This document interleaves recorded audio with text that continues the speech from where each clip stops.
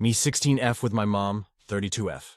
She decided she doesn't want to be a mom anymore, sending me to live with my aunt. My mom told me that she wishes she never had kids. I am 16. She has pretty much decided she cannot stand to be a mom anymore and has asked my aunt to let me attend high school where she lives. My aunt cannot have kids, so she was willing to take me. This means I have to move 200 miles away, to a good school but not the one I grew up with. I am a junior in high school this year, and it will mean I have to do all my work over again, making friends with people, getting to know teachers. Not only that, I have been in drama for the past 2 years, and I was supposed to be a drama director this year. My mom is ruining my life with this. I feel like I will not be able to do all the things I worked for, and thus put on my college report. I will be the nobody, like they will let me be class treasurer if they don't know me. I have a job here with good hours and an understanding boss. I am not sure what to do. I have tried talking to my mom, but my dad divorced her, and I have not spoken or seen him in 9 years. So she says, I need to let her live her life. She signed up to go back to school, quit her job, and is on student loans. She sold the car I was supposed to use to get to work and has been giving me boxes. I am supposed to move in a week. Right before school starts at my aunt's, I need help, TLDR. My mom decided to send me to live with my childless aunt. It is going to ruin my chances for college. Relevant replies from Oop. How's the relationship with your mother? It just hurts because up until this point we were close. Now it feels like she was only doing that because she had to. She always was the person who had my back. I just feel like she is a lie. Are you a rebellious teen or going through phase? I am not rebellious or going through a phase. I am actually really respectful of authority. Have a job, 3.9 GPA, extracurricular, and I don't smoke or drink. Where does your dad live? I don't know. He sends a check to his lawyer, and I have not seen, heard from, spoken to, or had anything to do with him. We are not aware of his current location. Have you lived with Auntie before? I stayed with my aunt for 3 months when my mom injured her back. A year ago, she is fine now, my mom, and there is little to no pain. I liked living with my aunt. She had me do chores and help around with her animals, plants. She also said I can bring my dog and cat with me. But I feel like my world is turning upside down. I am 16, I don't do anything, I work and pay for myself. I drove around and paid for my own gas. I just don't understand why my mom looks at me like I am some horrid burden. She can go to school, I don't care. I just thought I mattered. How's your auntie? I do love my aunt. She is a nice woman, and it seems unfair my mom, who apparently didn't ever want me great thing to hear, had kids and she could not. She works with kids, has a lot of spare income, so it could work out for the best. She has told me she would love to take me with her to England over Christmas break, 'cause there is no way in hell I am going to see my mother in the next 2 years. If she didn't want me, then she doesn't get to have me around when I am an adult. I feel hurt and betrayed. I just don't want to be the girl that her mom rejected. Have you talked to your aunt? Is your current job part of a chain? Ask if your employer will write you a letter of recommendation. I work at Subway, so maybe I can call up a few of the other ones and see. I have a great record for being on time and staying late if I can. I am in high school, so there is a limit on my hours. I am sure Mr. B will be willing to do that for me. I am his sandwich daughter. I will miss him.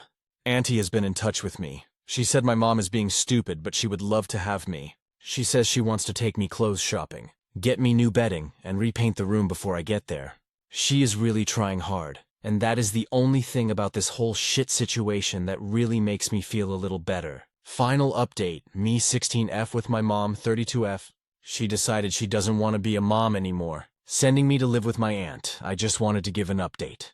I forgot I had even posted on here with everything going on. I ended up going to my auntie's. She came and packed up my whole room with me and drove me to her house. It was really hard, because my mom was already talking about selling the house and moving to some other city, so she could start her life. I still have a lot of pain from what she did, but living with my aunt and uncle has been a great experience.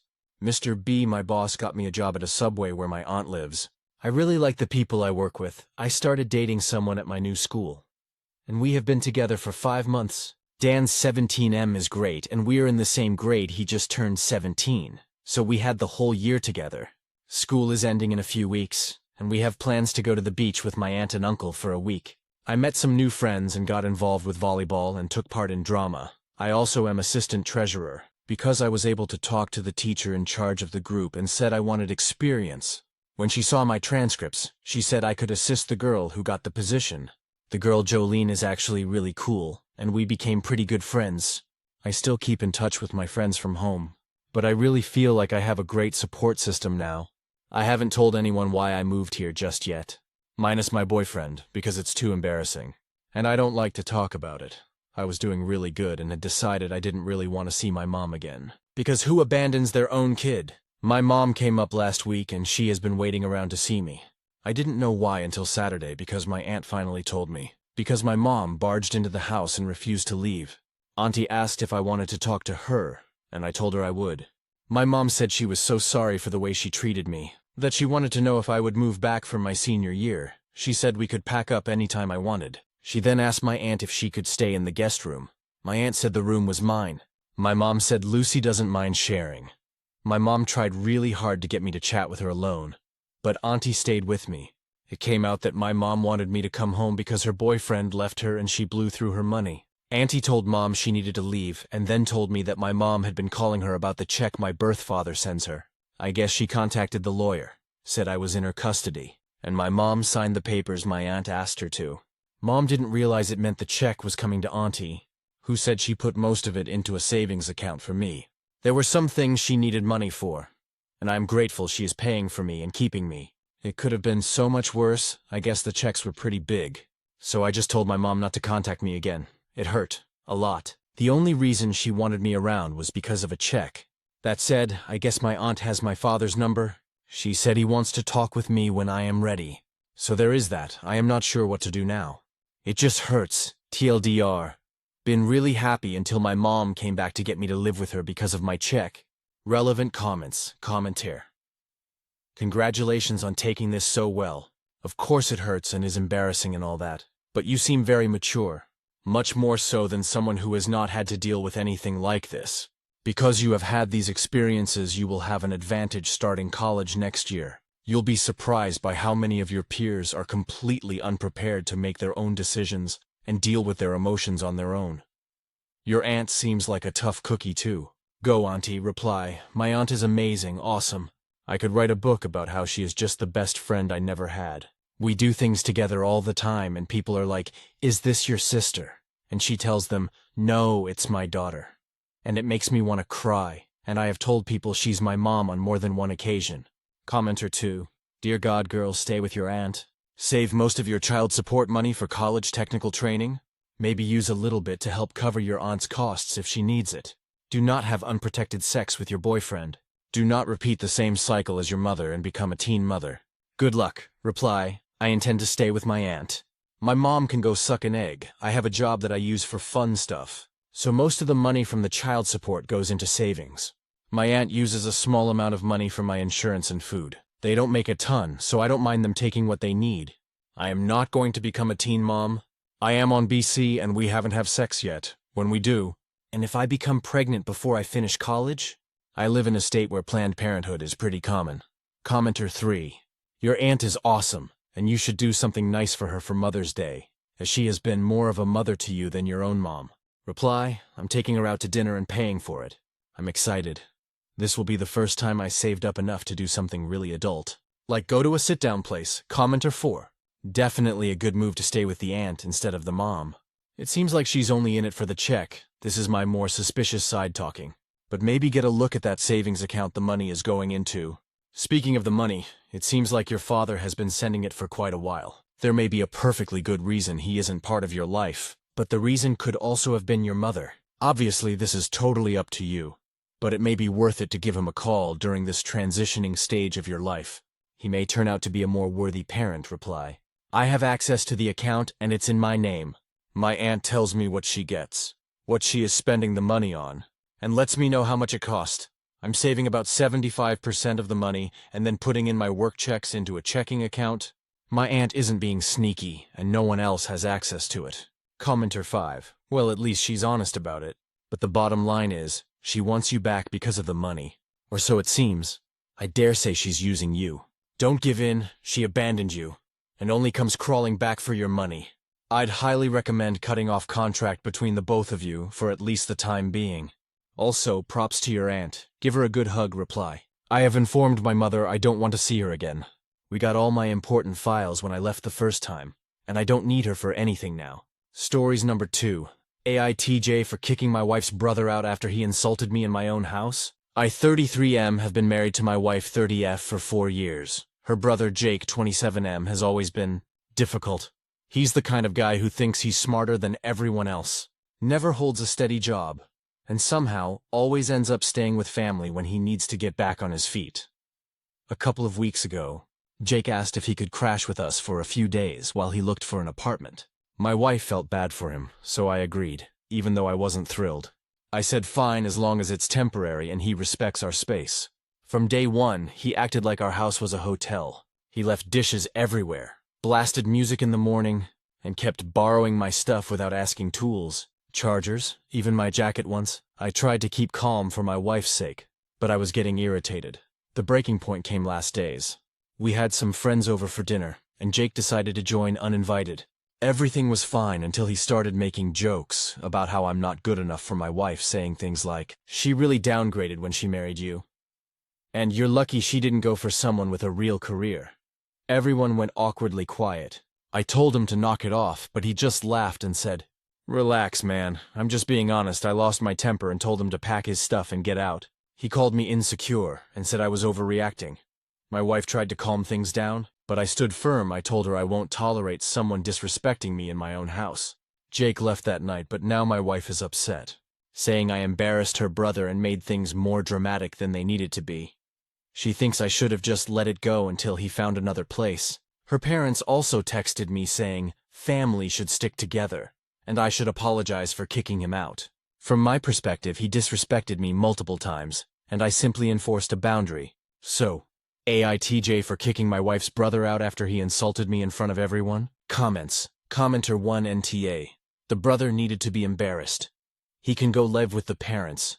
That is his family. Commenter 2 NTJ. On Reddit we often tell the OP, if her husband's boyfriend won't stand up for you when you are being disrespected, then to have a hard look at their relationship. This is no different. Your wife should have your back and not be okay with her brother embarrassing and disrespecting you in front of your friends. The in-laws should keep quiet if they aren't willing to allow their son to live with them whilst he is apartment hunting.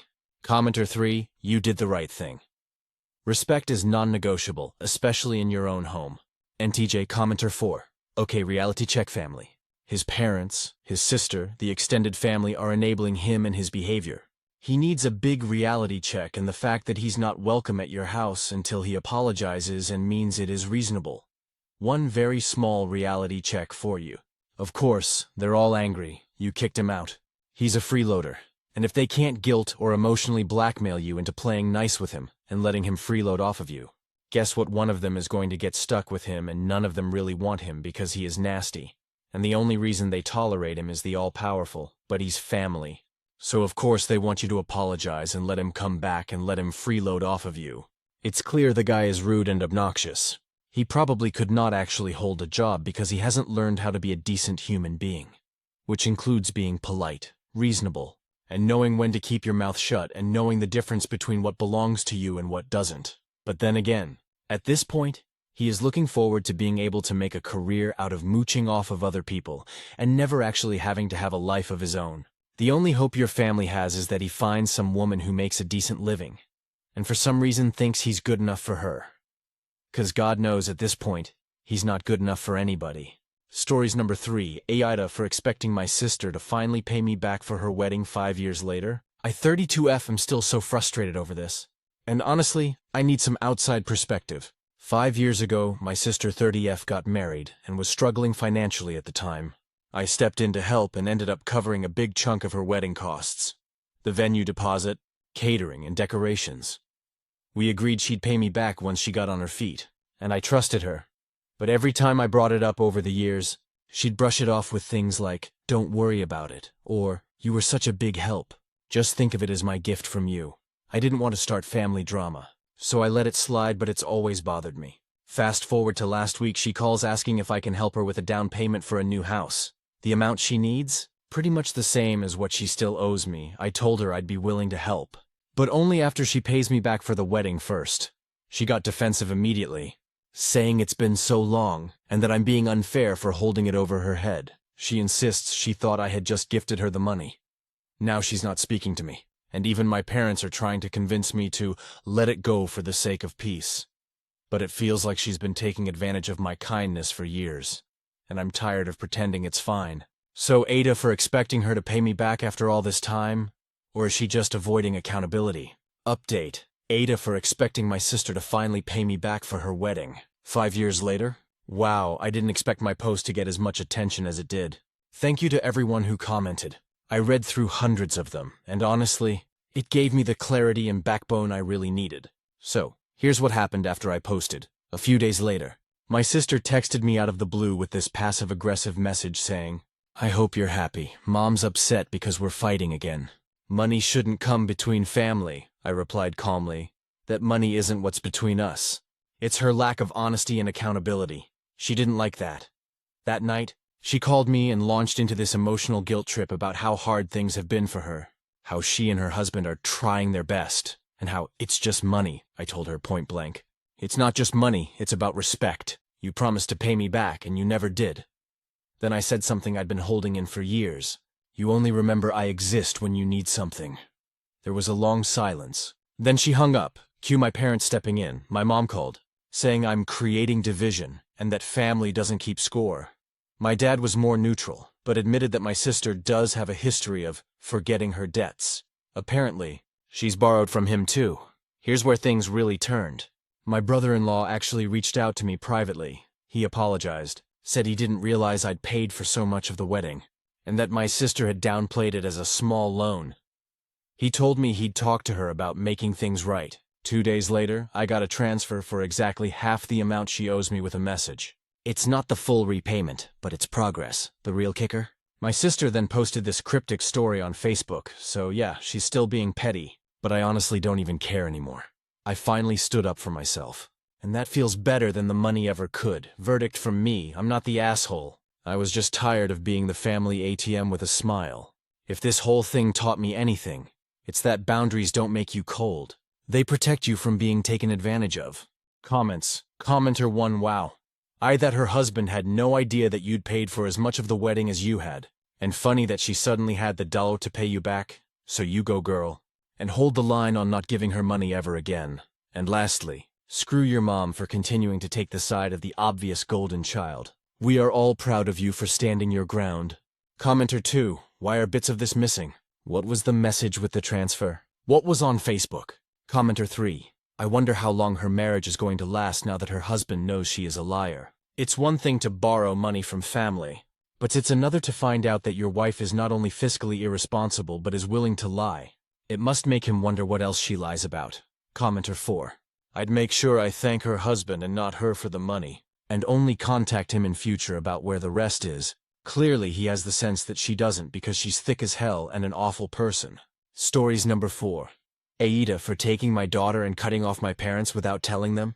I, an 18F, decided to bring my almost 5-year-old daughter with me. 5 hours away from my parents. I need to know if I went too far. When I was 12, I was SA'd by a family member who was 17, and I became pregnant. My parents were pro-life and forced me to keep the baby. Even when I begged them not to, I gave birth at 13 and bled a lot. I had a hemorrhage and they performed a C-section and hysterectomy on me. I had a daughter, and when I was told I would never have kids again, I hated my parents so much for it. They made me suffer over something that was preventable. They decided to lie to neighbors and friends about how the baby was conceived, saying that I was sleeping around. I got bullied in my neighborhood and at school, with kids calling me mommy and making fun of my C-section scar.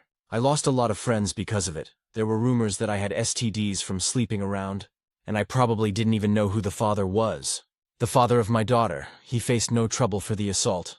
When his family heard about him impregnating me at 12, they moved to a different place and changed everything. I don't care to ever see them again, and I'm glad they left me alone.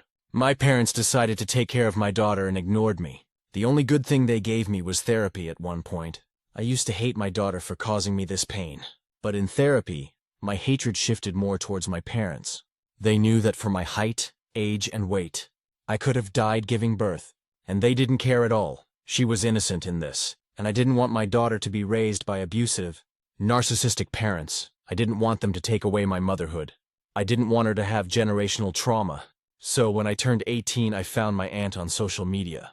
who is estranged from my parents, and she offered for my daughter and me to live with her. I have legal rights over my daughter. My parents didn't have any rights. They were more like caregivers. One night, while my parents were asleep, I was already packed up, along with my daughter. My aunt came and drove us to her place, and she's paying for my college fund too, and I decided to take a gap year to adjust to this new place. My daughter is adjusting well. She said that she misses my parents. I think we'll be fine. She loves my aunt's dogs so much and would cuddle with them. She's going to kindergarten, and pickups are only for me and my aunt. I told one of my friends who was with me through it all, and she told me that it's kind of heartless that I disappeared without even giving my parents a note or something. She told me I could probably cause them an aneurysm because I disappeared like that. Maybe I should have told them. I thought I was doing the right thing by leaving. But my own friend, who was with me through thick and thin, is telling me that I should have given them some type of note. I kind of feel bad. I have always had empathy for people who were horrible to me, except for my abuser. But now, I'm scared they might try to find me and take my daughter, or try to turn everyone against me again. I've never parented, so I could be bad at it. But my aunt is helping me. I'm also scared my parents might pass out or something bad if my daughter's leaving caused that. Thinking about it is making me more paranoid. So, AITA? Update. AITA for taking my daughter and cutting off my parents without telling them? Hello? A lot of you asked for an update? I decided to block that friend out of my life. They knew what I went through and chose to worry about my parents instead. That's not happening. I filed a report to confirm that I am safe and my daughter is safe, so they can't file missing reports and waste everyone's time. The thing is, my parents don't know where I am. They could be thinking that I am at a friend's house or a shelter, etc. They were never close to my aunt and don't know where she is at all. My aunt private her social media. She was pro-choice and never agreed with my parents' values. But she decided not to take any action because it didn't affect her life until the pregnancy happened. She ended up getting really upset when I gave birth, and she cut them off and moved away. It's basically been like this for a long time. I'm doing fine, and my daughter sleeps in the same bedroom as me. For people saying that this is fake, you are literally the reason why people are too scared to speak out. My focus is on my daughter now, and if my parents find me, we will get a restraining order against them. I'll update if anything happens. But right now, silence is better. Comments. Commenter 1. Wish you and your child all the best. Also, your aunt is amazing. Commenter 2. Since you say you may require a restraining order in the future, you should start making a record. Write down each incident of abuse or problematic behavior. Put dates, times, as much detail as you can remember, and any witnesses. Add any future contact from them to this record. Save it in at least 2 different methods such as paper printout and Google Drive. What this does is show that the problem is recurring and serious. Such records can be a massive help in procuring restraining orders against stalkers, harassers, and abusers. Law enforcement and courts are more likely to listen to victims when the victim shows up with a long list of nasty incidents, with plenty of detail and the names of witnesses. Since your aunt cut contact with your parents due to the abuse, incidents that she witnessed would be particularly useful, as she is a reliable witness who won't lie to protect your parents. Commenter 3. I would look into the statute of limitations in your state. I think it's 7 years in mine. You should talk to the police to see about filing a report for what was done to you. You don't want your parents to reach out to your abuser to try and fight for custody. I hope nothing but the best for you and your child. Commenter 4. NTA. Happy to hear all of this and happy your aunt helped you. I don't think she could have helped you when you were 12, but now that you're 18, I'm glad she offered you a helping hand. Have a happy life no matter what. You can go to community college and the college and work a good job. My co-worker was 13 when she had her son, and she works with me at one of the largest companies in the US. Stories number 5. I-24M addressed my CEO 60SM informally, and was subsequently rebuked by another executive 40SF. What happens now? Hello everyone. Maybe I'm just making mountains out of molehills, but this is really bothering me, and I'd appreciate any insight that you might have. Apologies for how long this may end up being. I work at a smallish nonprofit aquarium, in the membership department, among other things. It is my job to track the comings and going of members and other individuals closely related to our organization, such as donors and trustees. Whenever an important person visits the aquarium, I am required to notify a list of people in various other departments, particularly people who work directly with donors, so that they can follow up with them, ensure they have had an enjoyable visit, etc. Depending on the importance of the visitor, this list changes somewhat, and at the highest levels of importance. The primary contact for these notifications is our organization's CEO, along with a multitude of CCs. While these notifications in general are frequent, it is rare that a visit is important enough to warrant notifying the CEO. In fact, I have only needed to send out a notification of this level once before in the year that I have worked here. Today, I received a call from a representative at the gate that we had just such a visit. I immediately compiled the list of people to be notified, with the CEO as the primary recipient, and everyone else CC'd, and sent out this email. I have access to all of the names involved. Good afternoon, Stanley. The chairman of the board's granddaughters just checked in at the gate, along with their 2 babysitters. Their mom sent them with a nice note explaining who they were, though of course we would have admitted them regardless.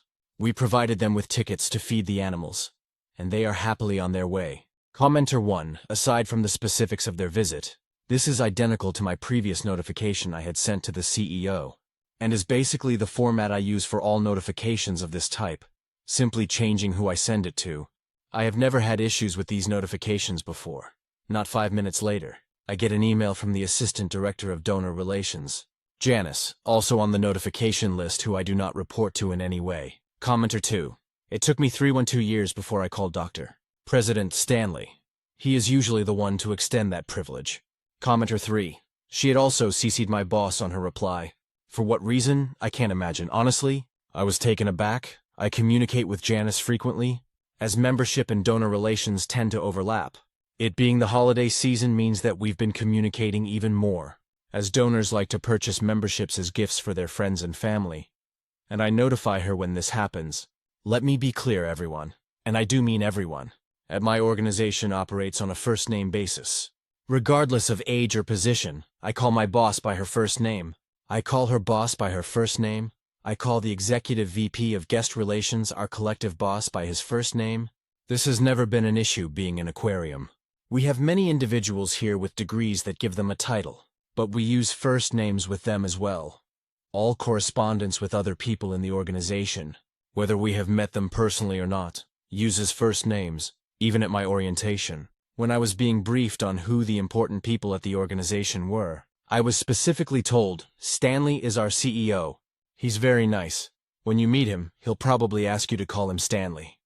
To be fair, I have not yet met him in person, but everyone refers to him by his first name, and I have never had any indication that I should do otherwise. I immediately replied to her with, Commenter 4, I appreciate the correction. I had previously referred to Dr. President as Stanley in my last notification, but no one thought to say anything to me then. I will adjust my future correspondence accordingly. I then wrote out a quick email to the CEO, and CC'd Janice and my boss, Dr. President. I apologize if I have been presumptive in addressing you by your first name. Janice informed me that it was improper, and I intended no disrespect. Sincerely, Commenter 5. Our CEO isn't on campus on weekends, so I didn't receive a reply from him. Nor have I heard anything further from Janice. My boss will be in tomorrow, so she will see the exchange tomorrow. I still feel mortified. I honestly had no idea that I was doing something incorrectly, and now I'm paranoid that the whole host of other people on that notification list are having the same thoughts as Janice about me. So now what do? Do I just let this be the end of it? Did I handle this correctly? Any insight would be appreciated. TLDR. Notified my CEO of an important visitor to our aquarium and addressed him by his first name. Another executive unexpectedly informed me that this was improper, though I had no idea this was the case. I have thanked the executive and apologized to the CEO, but I have not yet heard anything from either of them. Where do I go from here? Relevant comments. Commenter 1, I don't know what to call your CEO. I refer to the CEO of my company as Jeff, since it is his name, and I'm no one special at my company. I do know this. Janice is not your friend. If she was really concerned about you job faux pas, she would have emailed you, and only you, or even better, called you and spoke to you about it by scolding you and CCing your boss. Janice is trying to embarrass you and subtly tell your boss that she screwed up and you weren't trained properly. $10 says she and your boss have had issues in the past. Janice is bad news. Commenter 2. Yep. What Janice did was a weird kind of tattling poorly disguised as a FYI. Don't trust her. Commenter 3. I think Janice is being overly protective of what she sees are her privileged relationship with the CEO. Don't make a thing of it. I doubt anyone else will. Commenter 4 Janice is a busybody. You've handled this perfectly. Commenter 5. Maybe it took him 3 years to ask her to call him Stanley, because she sucks as a person. I agree with you, Trace not dead, especially considering that she refers to a dude generally called Stanley as Dr. President, which is precisely at the end of the fucking spectrum of things a CEO can be called. Commenter 6. I think sending that second email to the CEO was a bad move, but Janice will probably be blamed for it more than you. Commenter 7.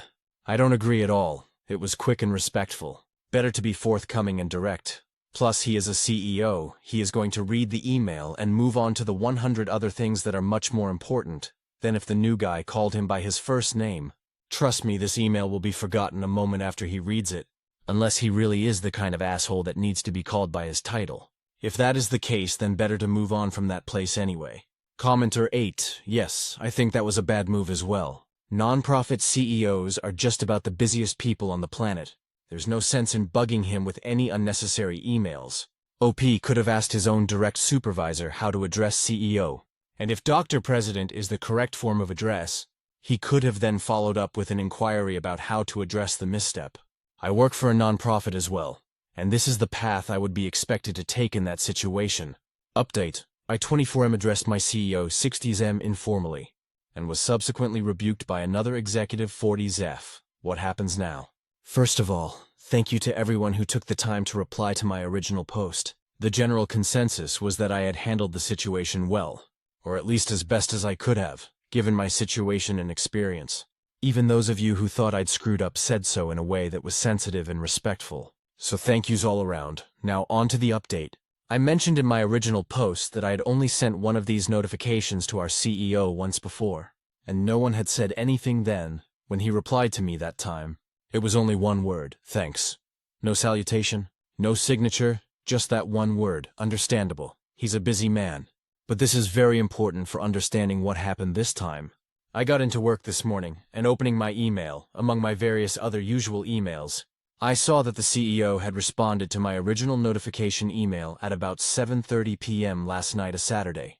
He had kept intact the original list of people to be notified. So everyone who had seen my original message also saw his reply to me, including Janice. This time it was 3 words, but I could feel the deliberateness of everyone. Thanks, Stanley. So yeah, I think it's pretty clear where he stands on this whole business.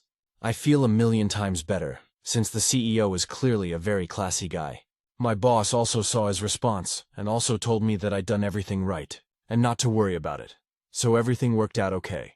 Thanks again to everyone who helped me stop freaking out. TLDR.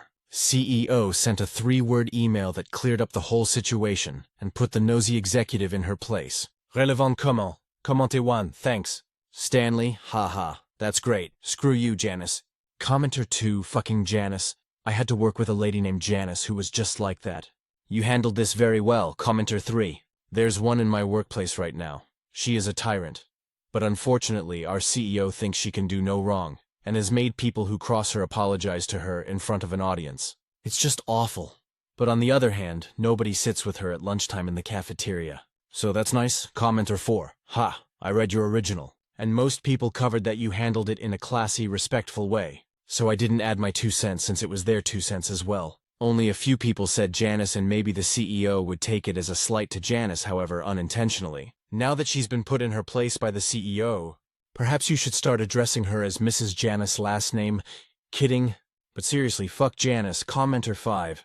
The best part is that Janice took a solid 3 years to build up the courage to use his first name. Lol. Commenter 6. Your CEO doesn't screw around. He managed to do in 3 words what most managers need to do in HR meetings that last half an hour. I can see why he's the CEO. No drama, no mixed messages. Everyone is now on the same page. Maybe it's because I'm still rather young that I believe professionalism to be the least efficient way to conduct business. You are putting up a charade with PC terms and communication that is almost saccharine. Give it to me straight. We're here to do business. We're not here to coddle people and their delicate sensibilities.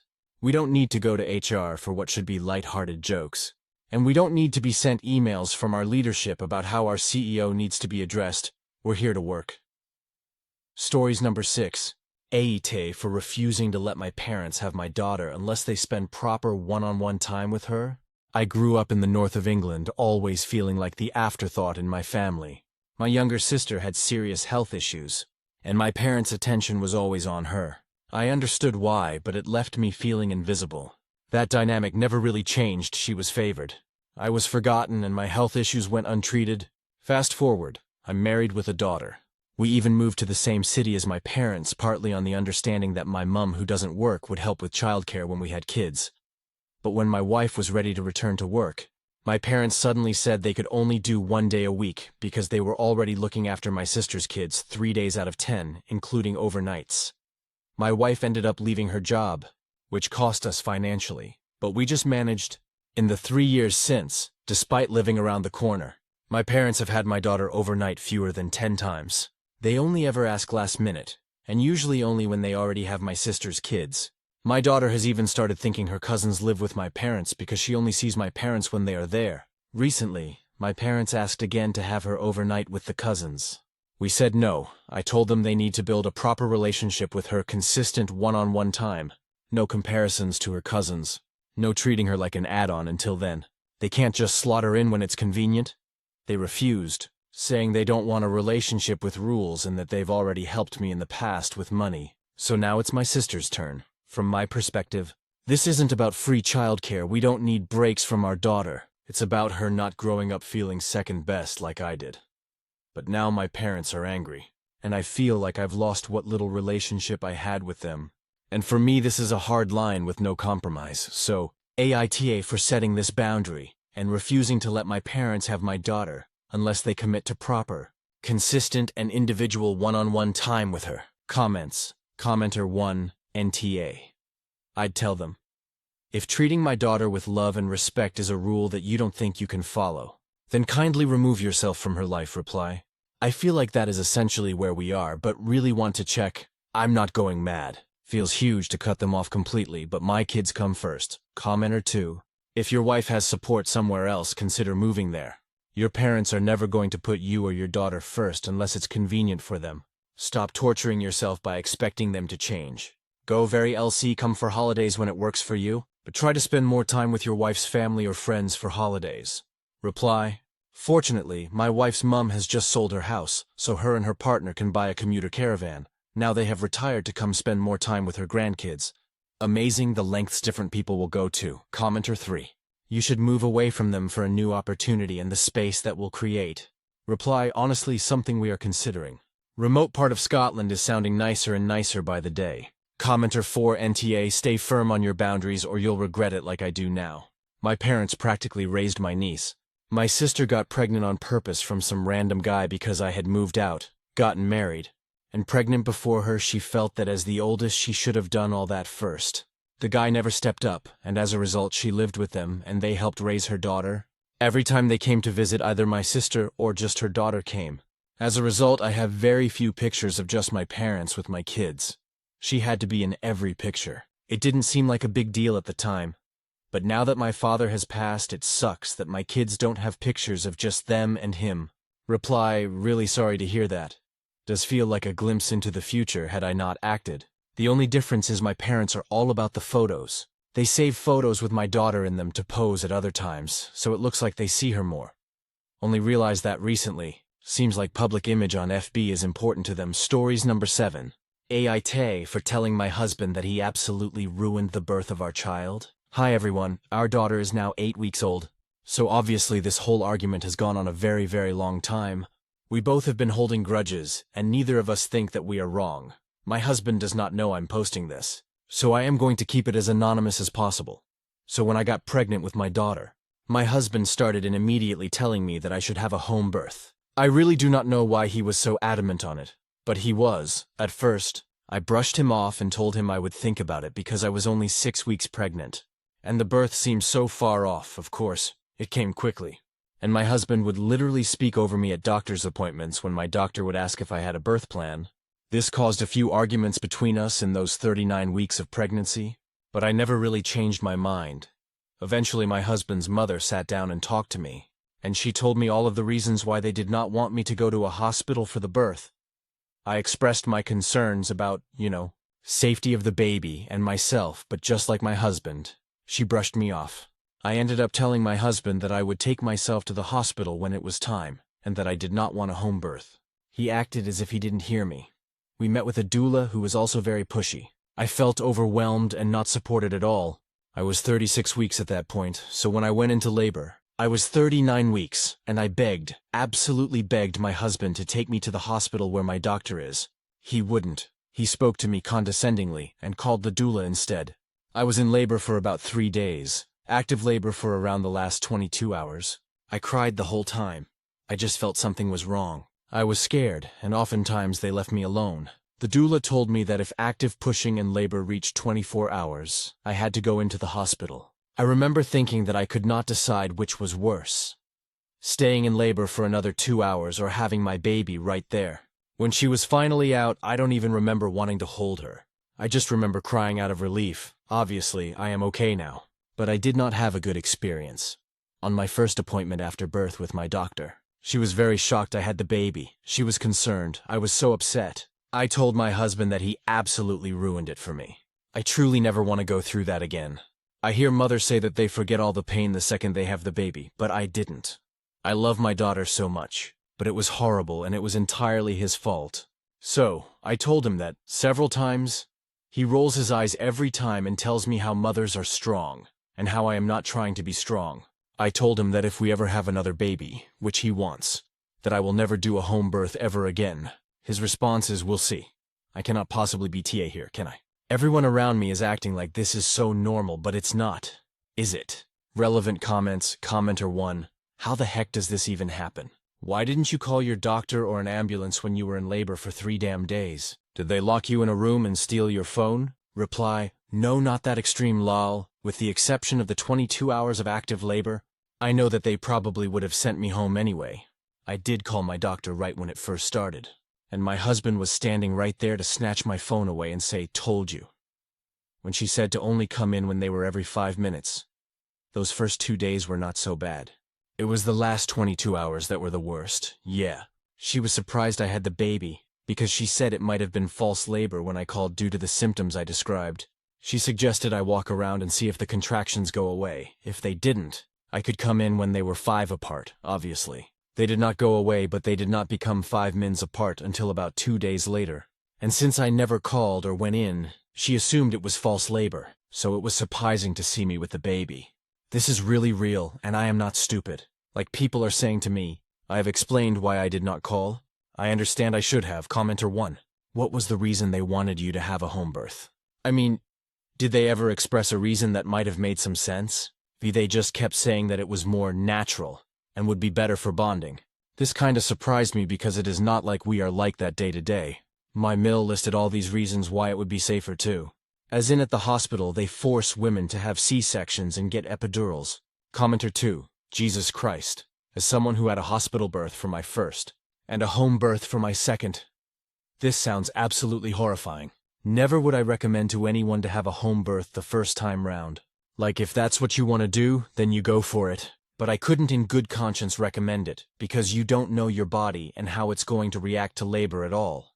I only felt safe and considered doing it the second time round because my first went so well. Also, I strongly believe, although I'm no expert, a huge contribution to how your labor will go depends on how you feel. If you are stressed, then your labor is going to reflect that and you're more likely to have issues. Your partner and doula put you and your baby at a massive risk throughout this.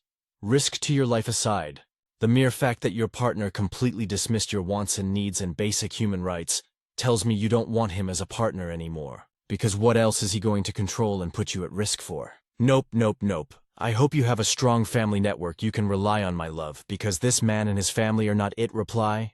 When I was reading about home births, that same thing kept coming up, that it isn't exactly recommended, especially for first-time births. I had a miscarriage about 1.5 years ago, and my husband kept citing that as a reason that I could do a home birth the first time. He kept saying I know what it is like to be pregnant, but that isn't the point. He refused to understand that. And I definitely agree that your labor goes along with how you feel, or it makes you feel a certain way. AITA Commenter 3.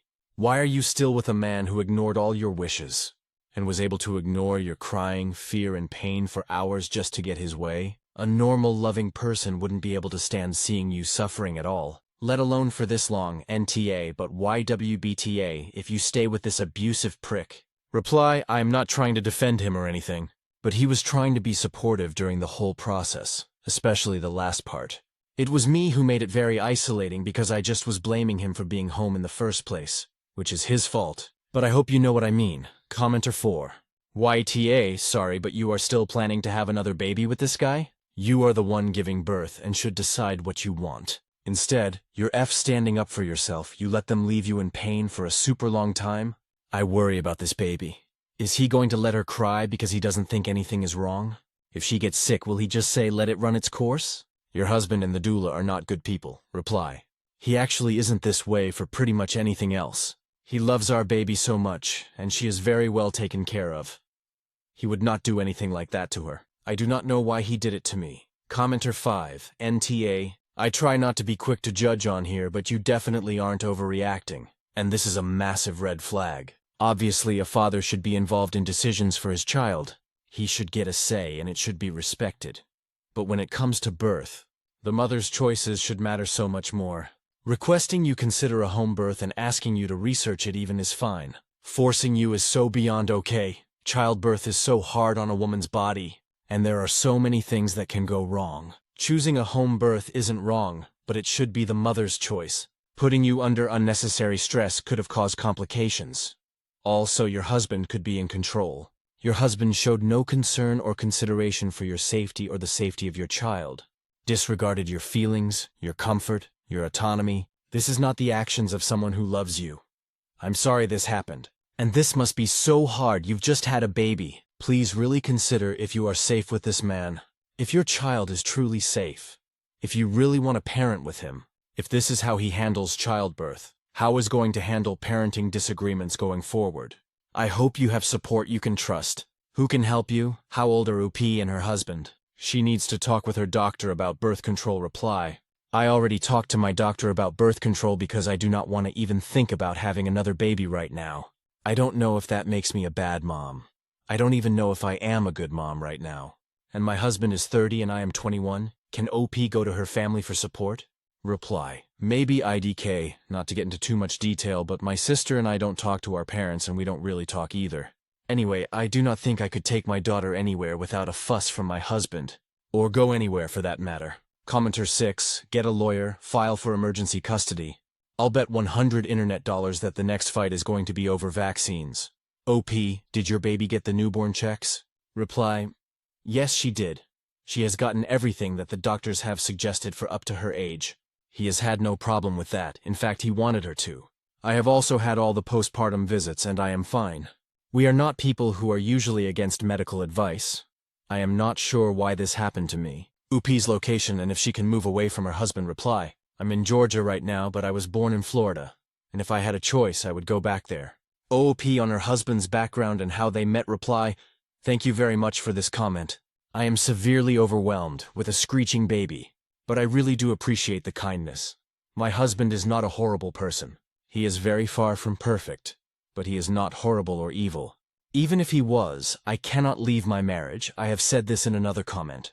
But I have absolutely nothing, and I can't give my daughter that and feel okay about it. I was in college before I got pregnant the first time. Then he made me stop. I was so close to finishing. It was just an associate's, so he didn't even care. But no one in my family had gone to college before, so I was so proud of it. I tried to finish online recently, but he keeps dismissing it. My husband and his family own a type of commercial business that I know nothing about. I know nothing and I have nothing, which he reminds me often. I posted this thinking maybe 10 people would see it and support me, but now I am just terrified. He has never been extremely physical with me, but I know that he could be and has shown that in lesser and different ways. I did not want to be pregnant, either time. I've just been thinking him the best. I guess I still do because I can't leave. I am literally useless in every way except being a mom, and I can't fail at that too. Update 1. I was trying to decide whether or not I should update about this situation. But I am really moved by the amount of support that I got from you all. 3. This is mostly just to say thank you. Yesterday I posted this, thinking maybe about 10 people would see it, comfort me, and that I would feel better. Obviously quite a bit more have seen this and said a lot more than just comfort. Thank you all so much for the kind words. And I even want to say thank you to the ones who were not so kind, because you still thought about a stranger enough to type words out to me, and that is very moving to me. So thank you also, this is 100% real. Although I wish it weren't. I answered a lot of understandable questions people had about this. I know that people think I am in a cult or something. And while that is certainly not true, religion does play a big role in all of this. People kept asking our ages, and I did say in the comments, but I am 21 and my husband is 30. We have been married for 3 years anyway. All of this is to say that I really am okay and I am going to be okay. Also, I do not have a fear of my husband finding this post because I do not even think he knows what Reddit is. Yesterday, I was planning on leaving. I truly had no idea what to do or how to do it, but I did want to leave. I still do. I know that means my life will be hard, but I truly wanted the best for my daughter. And I still do. This afternoon, however, I found out I am pregnant again. I am not sure what I am going to do now. I don't know how I was supposed to take care of one baby financially. I can't take care of two, so once again I am stuck. IDK what will happen or what I will do or what my husband will do. But either way, I am so thankful for the people under my originally post. Please do not worry too much about me. Top comments, commenter 1, seek a women's shelter near you, take your child, and get a divorce lawyer. That's your best bet. Do not stay with someone who tries to hold that much power over you and has shown they will use it against you. You are not safe in your current situation if you divorce, and you can prove what happened in your last post. You should be able to get child support from him. Do not feel that because you have another child on the way, and one currently, that you are stuck. This is a common tactic to get women feeling that they are trapped in abusive marriages, relationships. The age plus power disparity in your relationship is not normal at all. Commenter 2, you are not stuck. Being poor but safe is a much better outcome than continuing to let this man and his family control your life to your detriment. If he is already this awful to you, how much worse will it get? And how will it affect your children? In any case, he will have to provide child support if you leave him. You are not stuck. You have options. Update. AITA for telling my husband that he absolutely ruined the birth of our child. 1 year later. Hello.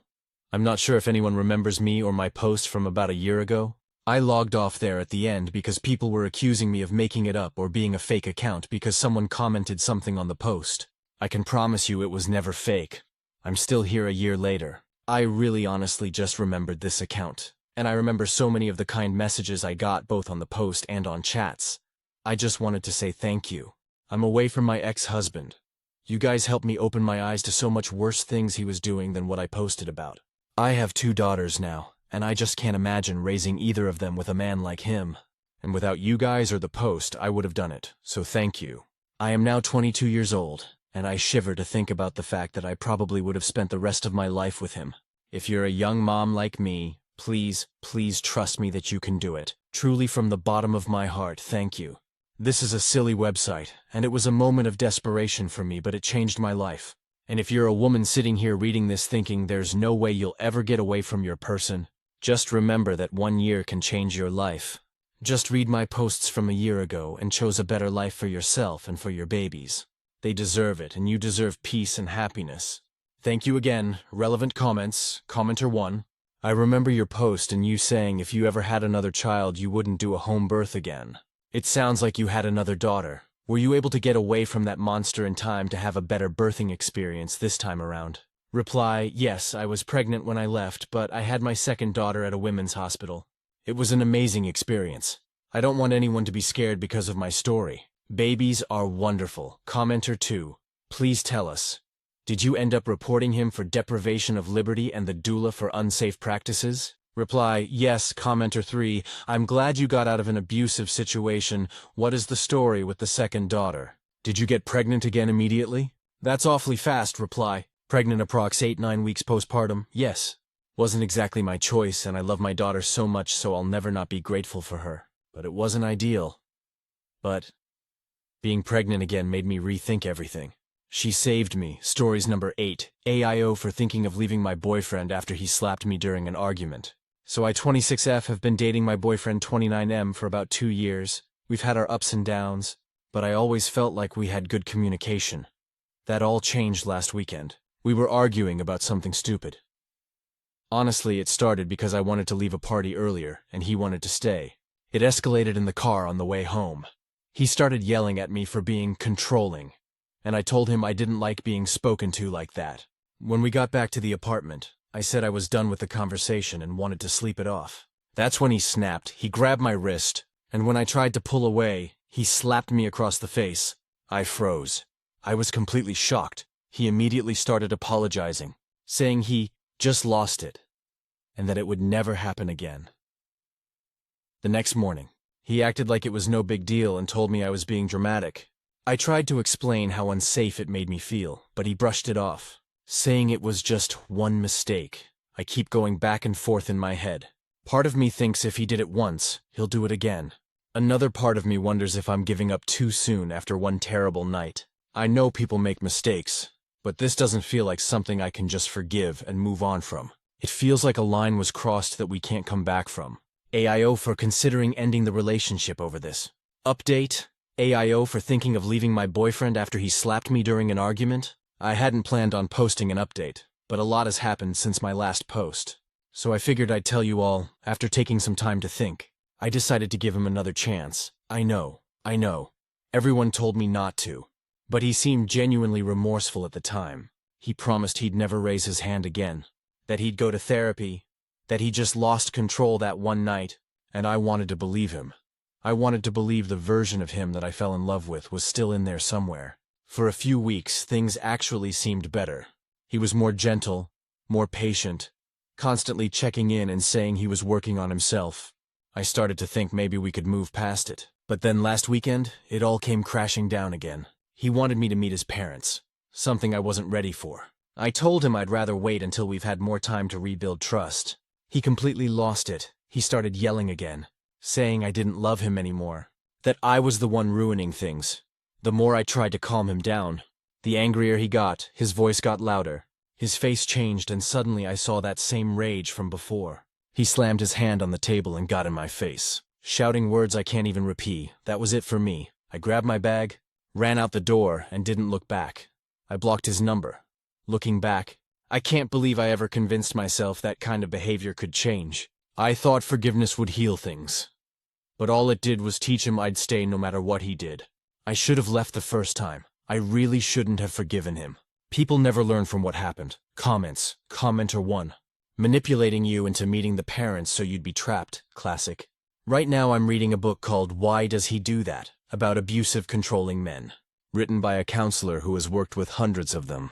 What I'm learning is that they know better, which is why they behave themselves around strangers or the cops. If it were a loss of control due to anger issues, they wouldn't have limits, but they usually do. It's why they stop themselves at a certain point, rather than doing too much damage or getting themselves in trouble with the law. If they truly couldn't control themselves, you'd be dead. He has issues and they're not going to change. That behavior didn't come out of the blue. Literally, statistically, these men don't change. That's the actual conclusion by the author of the book. I forgave my ex-partner for strangling me once. Then it happened 5 more times. Also fractured my wrist, punched me in the face, jammed my finger pretty bad, and all the bruising goes without saying. He always had the most heartfelt apologies, though. I'd get so wrapped up in consoling him for his guilt I'd forget I was the one hurt. I really wanted to believe it would stop eventually. So I disregard everyone else's first-hand experience, as if I'm the exception to the rule, because it was too painful to face my reality. Don't be like me, glad you are safe and out of that situation. I'd highly recommend the insightful book, Why Does He Do That? There's a free PDF online too. Commenter 2. I'm glad you got out after only one take-back. Many women stay far longer. Now you know why so many of us warned you he was doing the dance of the 7 red flags. If he tries to contact you, get a restraining order or your local equivalent. And safe travels. Commenter 3. Damn sis. Well shoot, I'm glad you worked it out eventually. This subreddit can be really frustrating, but yeah, it's good to see people leave their shitty, insane partners. Men these days are mentally fucking unwell and they take that shit out on women who love them. I'm real tired of it. Commenter 4. Glad you saw the light. Don't go back this time. Change on the level he needs to change requires a lot of work that the vast majority of people are not willing to do. I'd suggest counseling for you because you've just been through something traumatic, and also need to deal with the things that made you ignore everyone who said leave and go back again. Guarantee you will need counseling for this. Stories number 9. My 25M girlfriend's 24F conventionally attractive friend 23F did a loyalty test on me. I'm not sure how to continue with our relationship. I 25M have been dating Becca 24F for 6 months now. Everything was going great until her birthday 2 months ago. Up until then, I'd met a couple of her friends, but just 1 or 2 at a time. This was the first time meeting a lot of her friends, and the first time I'd be hanging out with them all in a big group. We had what I thought was a great night until that night when I took Becca home. Becca asked me what I thought of her friend Sadie 23F. I'd exchanged maybe 2 sentences with Sadie, so I just said that she seemed cool. Becca then asked me if I thought Sadie was pretty, to which I responded she was, but not nearly as pretty as Becca. I thought that was a safe answer because I didn't want to say her friend wasn't pretty, but I also wanted her to know that I only had eyes for her. But Becca was like, "So you do think she's pretty? I knew it. Pretty and cool." I didn't think much of this because Becca was quite intoxicated, so I just brought her some Gatorade and helped her get into bed. I figured Becca wouldn't remember this interaction the next morning. But she called me and apologized. She explained that Sadie was conventionally attractive and had a history of taking men that Becca wanted, and she didn't want that to happen to me. I assured her that wouldn't happen. I told her the honest truth, which was that with all the new faces I was seeing, I hardly remembered what Sadie looked like. I told her, too, that if Sadie kept going after men she knew Becca wanted, she should consider distancing herself from Sadie. Again, I thought that would be the end. But for the past 2 months, Sadie has somehow come up in every conversation. Did I follow Sadie's Instagram? Had I talked to Sadie since the party? Even when I give her a compliment, she brings up Sadie. Just last week, she got a new pair of jeans and I told her how great her butt looked in them. And she went on this tirade about how she had to spend so much money just to get a pair of jeans that looked decent on her, while Sadie looked like a supermodel in Walmart jeans. I'm not that dumb. I know that Becca has complex underlying issues, and that the Sadie fixation is just a manifestation of those issues. I don't want to invalidate her, but I get the sense that Sadie is not a problem so much as Becca's insecurities. I'm like a broken record with how often I remind her that she's hot and smart, that she has a great life, a great job, and a great guy if I do say so myself, lol. And there's no reason for her to compare herself to Sadie or anyone else. That Walmart jeans are trash, but I'm sure she would look good in them if she really wanted some. I've suggested therapy, which she says is a waste. It just seems like nothing I do helps. And I know it's her issue and not mine, but it's starting to drain me too. The breaking point came a couple nights when I got an Instagram DM request from Sadie saying she thought I was cute and asking if I wanted to hang out sometime. This was followed by a series of DMs basically saying she knew I was with Becca but she thought I could do better, and if I gave her a chance, she could show me what I was missing. Without responding, I took a screenshot and immediately blocked her. Then yesterday I showed Becca the screenshot. I fully expected Becca to crash out, but instead she kissed me and told me she knew she could trust me. I was confused and she explained that she had Sadie DM me to prove my loyalty to her. Apparently, it is a common thing for women to do, especially if they have a conventionally attractive friend who could probably steal anyone's man. I was completely dumbfounded. I thought people only did this stuff in movies, not in real life. I asked Becca if all the anxiety over Sadie was real, or if she had faked that too. She said it was real. But now that she knows I'm loyal to her, she's not worried anymore. She tried to kiss me again, but I pulled away. This might have solved all of her problems, but it created a whole new set of problems for me. I gave her no reason to doubt my loyalty. I never even looked twice at Sadie. I did everything I could to show her how much I cared about her, but it took this fake DM for her to trust me. What if she made another hot friend? Or what if she thought one of my coworkers was conventionally attractive? Would we have to do this all over again? I told her I needed some space. Becca doesn't understand why I've been distant since yesterday. She seems to think everything is resolved since I proved my loyalty. But ironically, I think this may be the breaking point for me in the relationship. I really like Becca, but I can't be with someone who has zero faith in me. If I'm going to stay in a relationship with her, I need to communicate to her how deeply this affected me, and make sure that she knows not to do this again. How can I do this without invalidating her feelings and making her turn against me? TLDR, my girlfriend has been fixating on her friend who she thinks it much more attractive than she is. I have no interest in this friend, but she had her friend send me suggestive DMs as a loyalty test.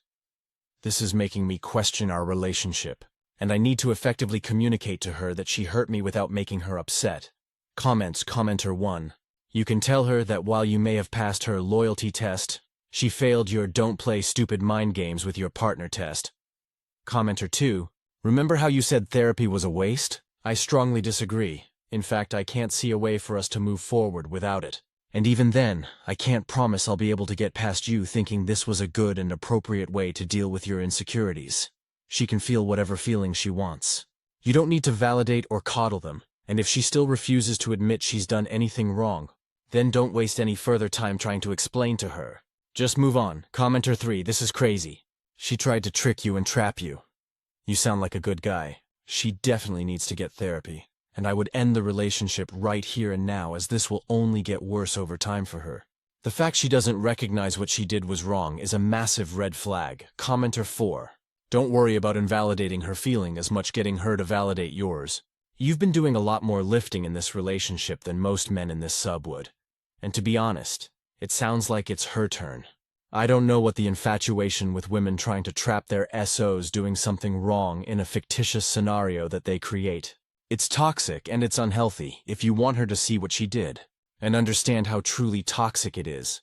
Have her read the replies to this thread. You are a part of this relationship too. Your feelings are just as valid as hers. Don't start putting her ahead of yourself. In a relationship, if you aren't acting as a team, as one, what's the point? We, as a partner, aren't here to serve. That defeats the term partner. We're together to complement each other and improve our lives. When that stops, it's time to move on. Stories number 10. AITA for kicking my cousins' wives out after they accused me of trying to steal their husbands. My cousins?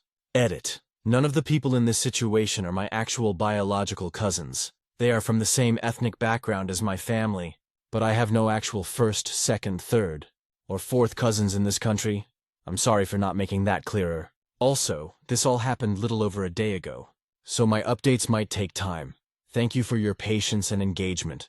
Hi, so this might get a little convoluted. Please bear with me. I'm from a specific religious and cultural background, so there's some context needed. Sorry in advance for the length. I 28F come from a very religious community. My parents immigrated to our country as refugees, and the only family they had nearby were distant relatives like fifth cousins once removed. But they became close and built their own little community. There were originally 7 sets of aunts and uncles and their many kids. This started before I was born, so it's been going on for 30+ years. There are more relatives now, but that core group plus 3 grandparents is basically our extended family. We all grew up extremely close. Some of us were born months apart because our moms planned their pregnancies together. We range from 33 to 17 in our current cousins' friends group, plus younger siblings and kids. I'm 28 and my sister is 4. For example, our parents raised us like siblings. They drove us to school together, enrolled us in the same religious classes, vacationed together even abroad, and rotated childcare. They even moved into the same neighborhood, so no house was more than 10 minutes away. Some parents breastfed each other's kids, and in Islam that makes you milk siblings, which means you can't marry each other and have relaxed modesty boundaries. So even though most of us aren't biologically that close, we are family. None of us would ever see each other romantically, and our parents treat us like siblings too. As adults, we're still inseparable. We go on holidays, hang out after work, and have regular game nights. The cousins with kids share babysitting duties. Our dynamic is extremely tight-knit. We all have silly nicknames from childhood that just stuck. For example, Wawa, for a cousin named Aurora. It sounds dumb, but calling each other by real names now feels cold and rude almost. Usually only family uses these names, though spouses eventually pick them up too. Until recently, no one had an issue with this setup, but 2 of my cousins, 29M and 28M, recently got married, and their wives, 27F and 28F, have joined our gatherings like game nights, BBQs, kids' parties, etc. To be noted, a lot of these happen at my house, or my parents' house, because I love hosting. And as a single woman who lives alone in a big house, I've always got space, and it's just easier for the family, from the start. Both wives seem to have an attitude towards some of us, especially me. I originally thought it was because they didn't know me well, as we spent less time together in these gatherings, as I would get busy as the hostess. But it might also be because I'm friendly and share a lot of hobbies, professional interests with those cousins. We talk often and they're also over at my place often. I guess that rubbed the wives the wrong way. Last Saturday, I hosted an impromptu pizza night because I just bought a pizza oven. Since it wasn't planned, only about half the cousins could make it. The 2 cousins and their wives came early, after hanging out for a bit. The guys left to grab donuts for the group, leaving me, the 2 wives, and 2 younger female cousins at my place. We were chatting in the kitchen while I prepped toppings when things suddenly turned nasty. The wives started asking pointed questions about my relationship status, mocking me for putting more effort into family than dating. One almost called me a whore in our language for not wearing a headscarf around the guys, wearing revealing dresses and trying to steal their men. Then they started picking apart everything. My dress, body, house, hobbies. They even called me a pick-me for liking things like gaming and robotics. It was a full-on tag team insult session. I was so shocked I just stared at them, and my younger cousins were too stunned to say anything. Eventually I stood up and told them to get out of my house. They looked at me like I was insane. It was raining and their husbands had the car they arrived in together, but I told them, calmly but coldly, leave before I drag you out myself. I opened the door, pointed outside, and told them to get off my property. They finally left, and I locked the door, turned off the porch light. Yes, I was being petty, and just stood there shaking with anger. My cousins comforted me and texted their brothers to explain what happened. Apparently, the wives were mad that I used childhood nicknames for their husbands, names they weren't allowed to use. They were also mad that I spent too much time with them and talking to the cousins. They completely ignored the fact that they could have joined us any time. I even lent one cousin my Switch so he could try to get his wife into gaming. But apparently, everything about me just irritated them, and all the offers I made were just not good to be enough. Now I'm wondering if I'm the asshole. I can see how my closeness to my cousins might make their wives uncomfortable. And maybe I should have been more aware of that. But I still feel like I was justified in kicking them out after they insulted me in my own home. I feel like this whole thing could have been avoided by their wives communicating with either me or their husbands. But I'll be honest, I'm not sure if I'd want to put boundaries between me and the boys if the wives asked. That might make me the asshole too, so AITA for kicking them out into the rainy night after they accused me of trying to steal my cousins, who I see as almost my brothers. TLDR. My cousins' wives accused me of being inappropriate with their husbands, basically my cousins, and insulted me in my own home. I kicked them out into the rain at night, alone. Now I'm wondering if I went too far.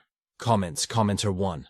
Did their husbands agree with you or their wives? Personal opinion, NTA, I've thrown people out for less. You don't insult someone in their own home and definitely didn't attack family, unless it's supported by proof, not ideas. Reply. Thank you for agreeing. I think I mostly feel bad because I've never had to do that before, and as far as I can tell, their husbands were just as confused as I was. Commenter 2. NTA, they were over the line disrespectful to you as guests in your home. Did you tell their husbands as well as your family what they said to you? If not, you should do so before they can get their side of the story out there first. Commenter 3. NTA. They're jealous of you and it shows hard. If you put up with that level of disrespect in your own home, what do you think they would do next? If they felt insecure, they should have talked to their husbands, not attack you. Commenter 4. NTA. But the wives are big time. There is nothing to stop joining in except themselves.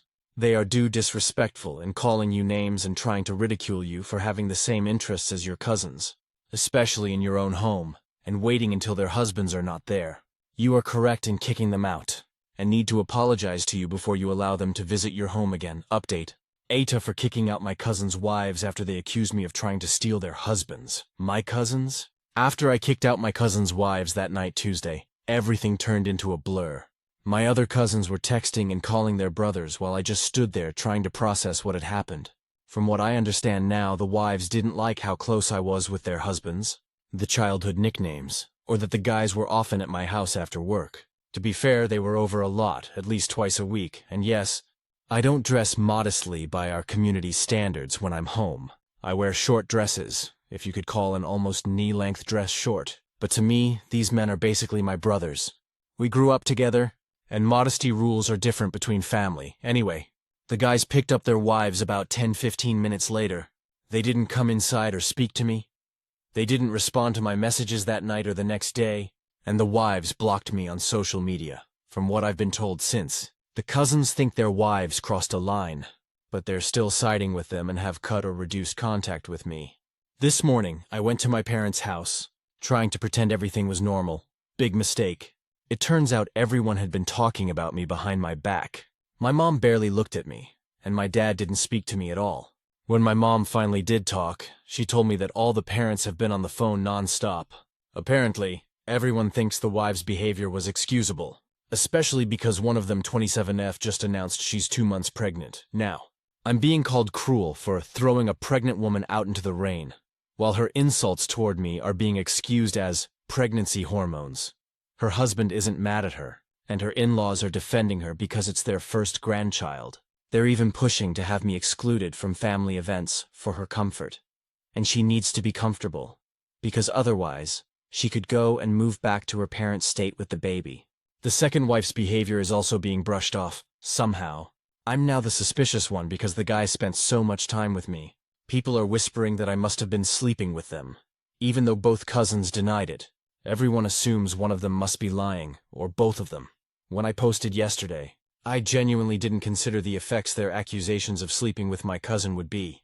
In my culture, accusations like this destroy a woman's reputation and her family's. My own family think I've ruined my honor as woman. My parents, aunts, and uncles are demanding that I prove my virginity if I want to be accepted into the family again. If I did agree to it, would probably be done in Saudi Arabia or Qatar. I think a gynecologist would be the one doing it. I know they do virginity certificates there, but I'm not a virgin. I was assaulted years ago by a guy I went on a few dates with. I never told anyone in my family for obvious reasons. I think if I do agree to it, maybe there might be a chance I could still pass it. Or my failure could be attributed to my documented history of horse riding I've done since I was 7. I feel sick just thinking about it, to be honest. But I don't know if I have any other choice. I don't want to lose my family. If I choose the doctor, maybe I can choose a nice one who would listen to me as certify me as a virgin without having to do a test, or regardless of what the test shows. If I don't agree to the virginity testing, I will have to marry one of the uncle's brother in a different country and stay there until my cousin's wives are comfortable with me coming back, so probably never. This man is in his 50s but would do me the favor of marrying me, even if I'm already pregnant. I'd be his third wife, Lamau. I'd rather live in exile, thanks. And you can't get pregnant from not having sex, so there's no chance in hell I'm pregnant. Anyways, one of my cousins, not the one with the pregnant wife, called me from his office today. He wants to come by tomorrow after lunch to talk privately. I miss him, but I'm also scared of becoming his dirty little secret he hides from his wife and the family. She'll probably assume he's at work, and I doubt he'll tell her. I don't know if there's anything he could say, honestly. If he forgives her and lets her get away with it all, I'll never forgive him. I've made an emergency therapy appointment because I'm beyond overwhelmed. My parents aren't taking my hesitation at taking the virginity test as a good sign. The man they want me to marry is in Qatar too, so I'm extremely cautious at traveling there with my family, especially my uncles. I hate that this has become my life. I know I didn't handle everything perfectly, but I never imagined it would turn into this. I gave them an out to look like the victims and accidentally legitimize their claims about me and their insults to me. I'm safe at my own home for now. I have a stable job, savings, and I have access to therapy. Still, it's gut-wrenching to realize that people I've loved all my life believe 2 women they've known for barely a year over me. Thank you to everyone who commented on my original post. You helped me feel less insane. I don't know what's next.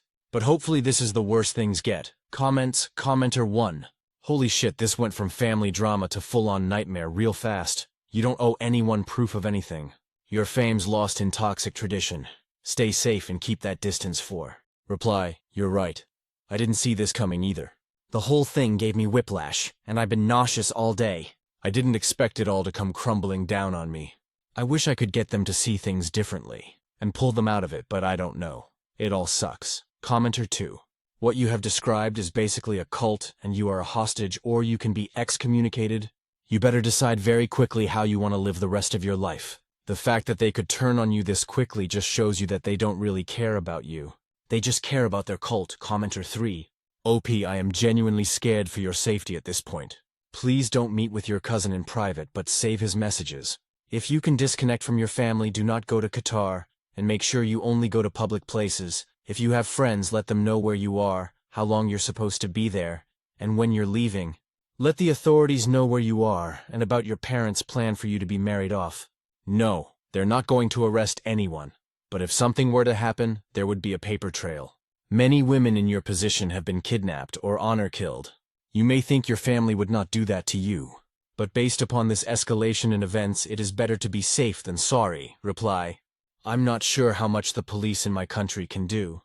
But I have told a friend of mine who's not even the same religion as my parents everything. I'm sharing my location with her, and if my house starts to feel unsafe, I'll go and stay with her and her boyfriend. Commenter 4, first off, you're still a virgin. It's not sex when it's stolen from you, second. Are you willing to get tricked into marrying an old dude just to have access to a family that couldn't even be bothered to stick up for you? Who thinks you're only good enough to be the third wife? I'm not telling you to go no contact. That's your choice. But you own everything you have. No one can take that away from you. From now on, I will just be careful of who you let into your home. I'd hate for them to try and force a trip back to Qatar. Reply: you're right. They might not be a family worth keeping contact with, but they're all I've ever known, and all I have emotionally. I'm realizing now just how insular my family is, and how much they've discouraged us from relying on others. We've always been told our closest friends are our family. So if I go no contact, I'd lose my family, including my extended family. And most of my friends. Stories number 11. Tifu by giving my dog boarding job an Uggs blanket I found at Goodwill. So, not really in my opinion, but a few of my co-workers pointed this out to me today. I often like to buy the dogs at my job different blankets and comfy items out of my own pocket because I like going to Goodwill. Plus, it's very rewarding to me to see the dogs so happy to sleep on a soft, newish blanket that hasn't been torn up yet. Anyways, I go to Goodwill and notice a nice large pink blanket with soft white fabric on the inside of it. Usually it would have been $12. But since it was a tag from last week, it was priced at $2. So I said fuck it. Might as well buy it for the dogs and bring it into my shift that day. The dogs loved it, and I was very happy to see one of the dogs with a lot of anxiety in new places sleeping comfortably on the blanket. Win for me, I guess.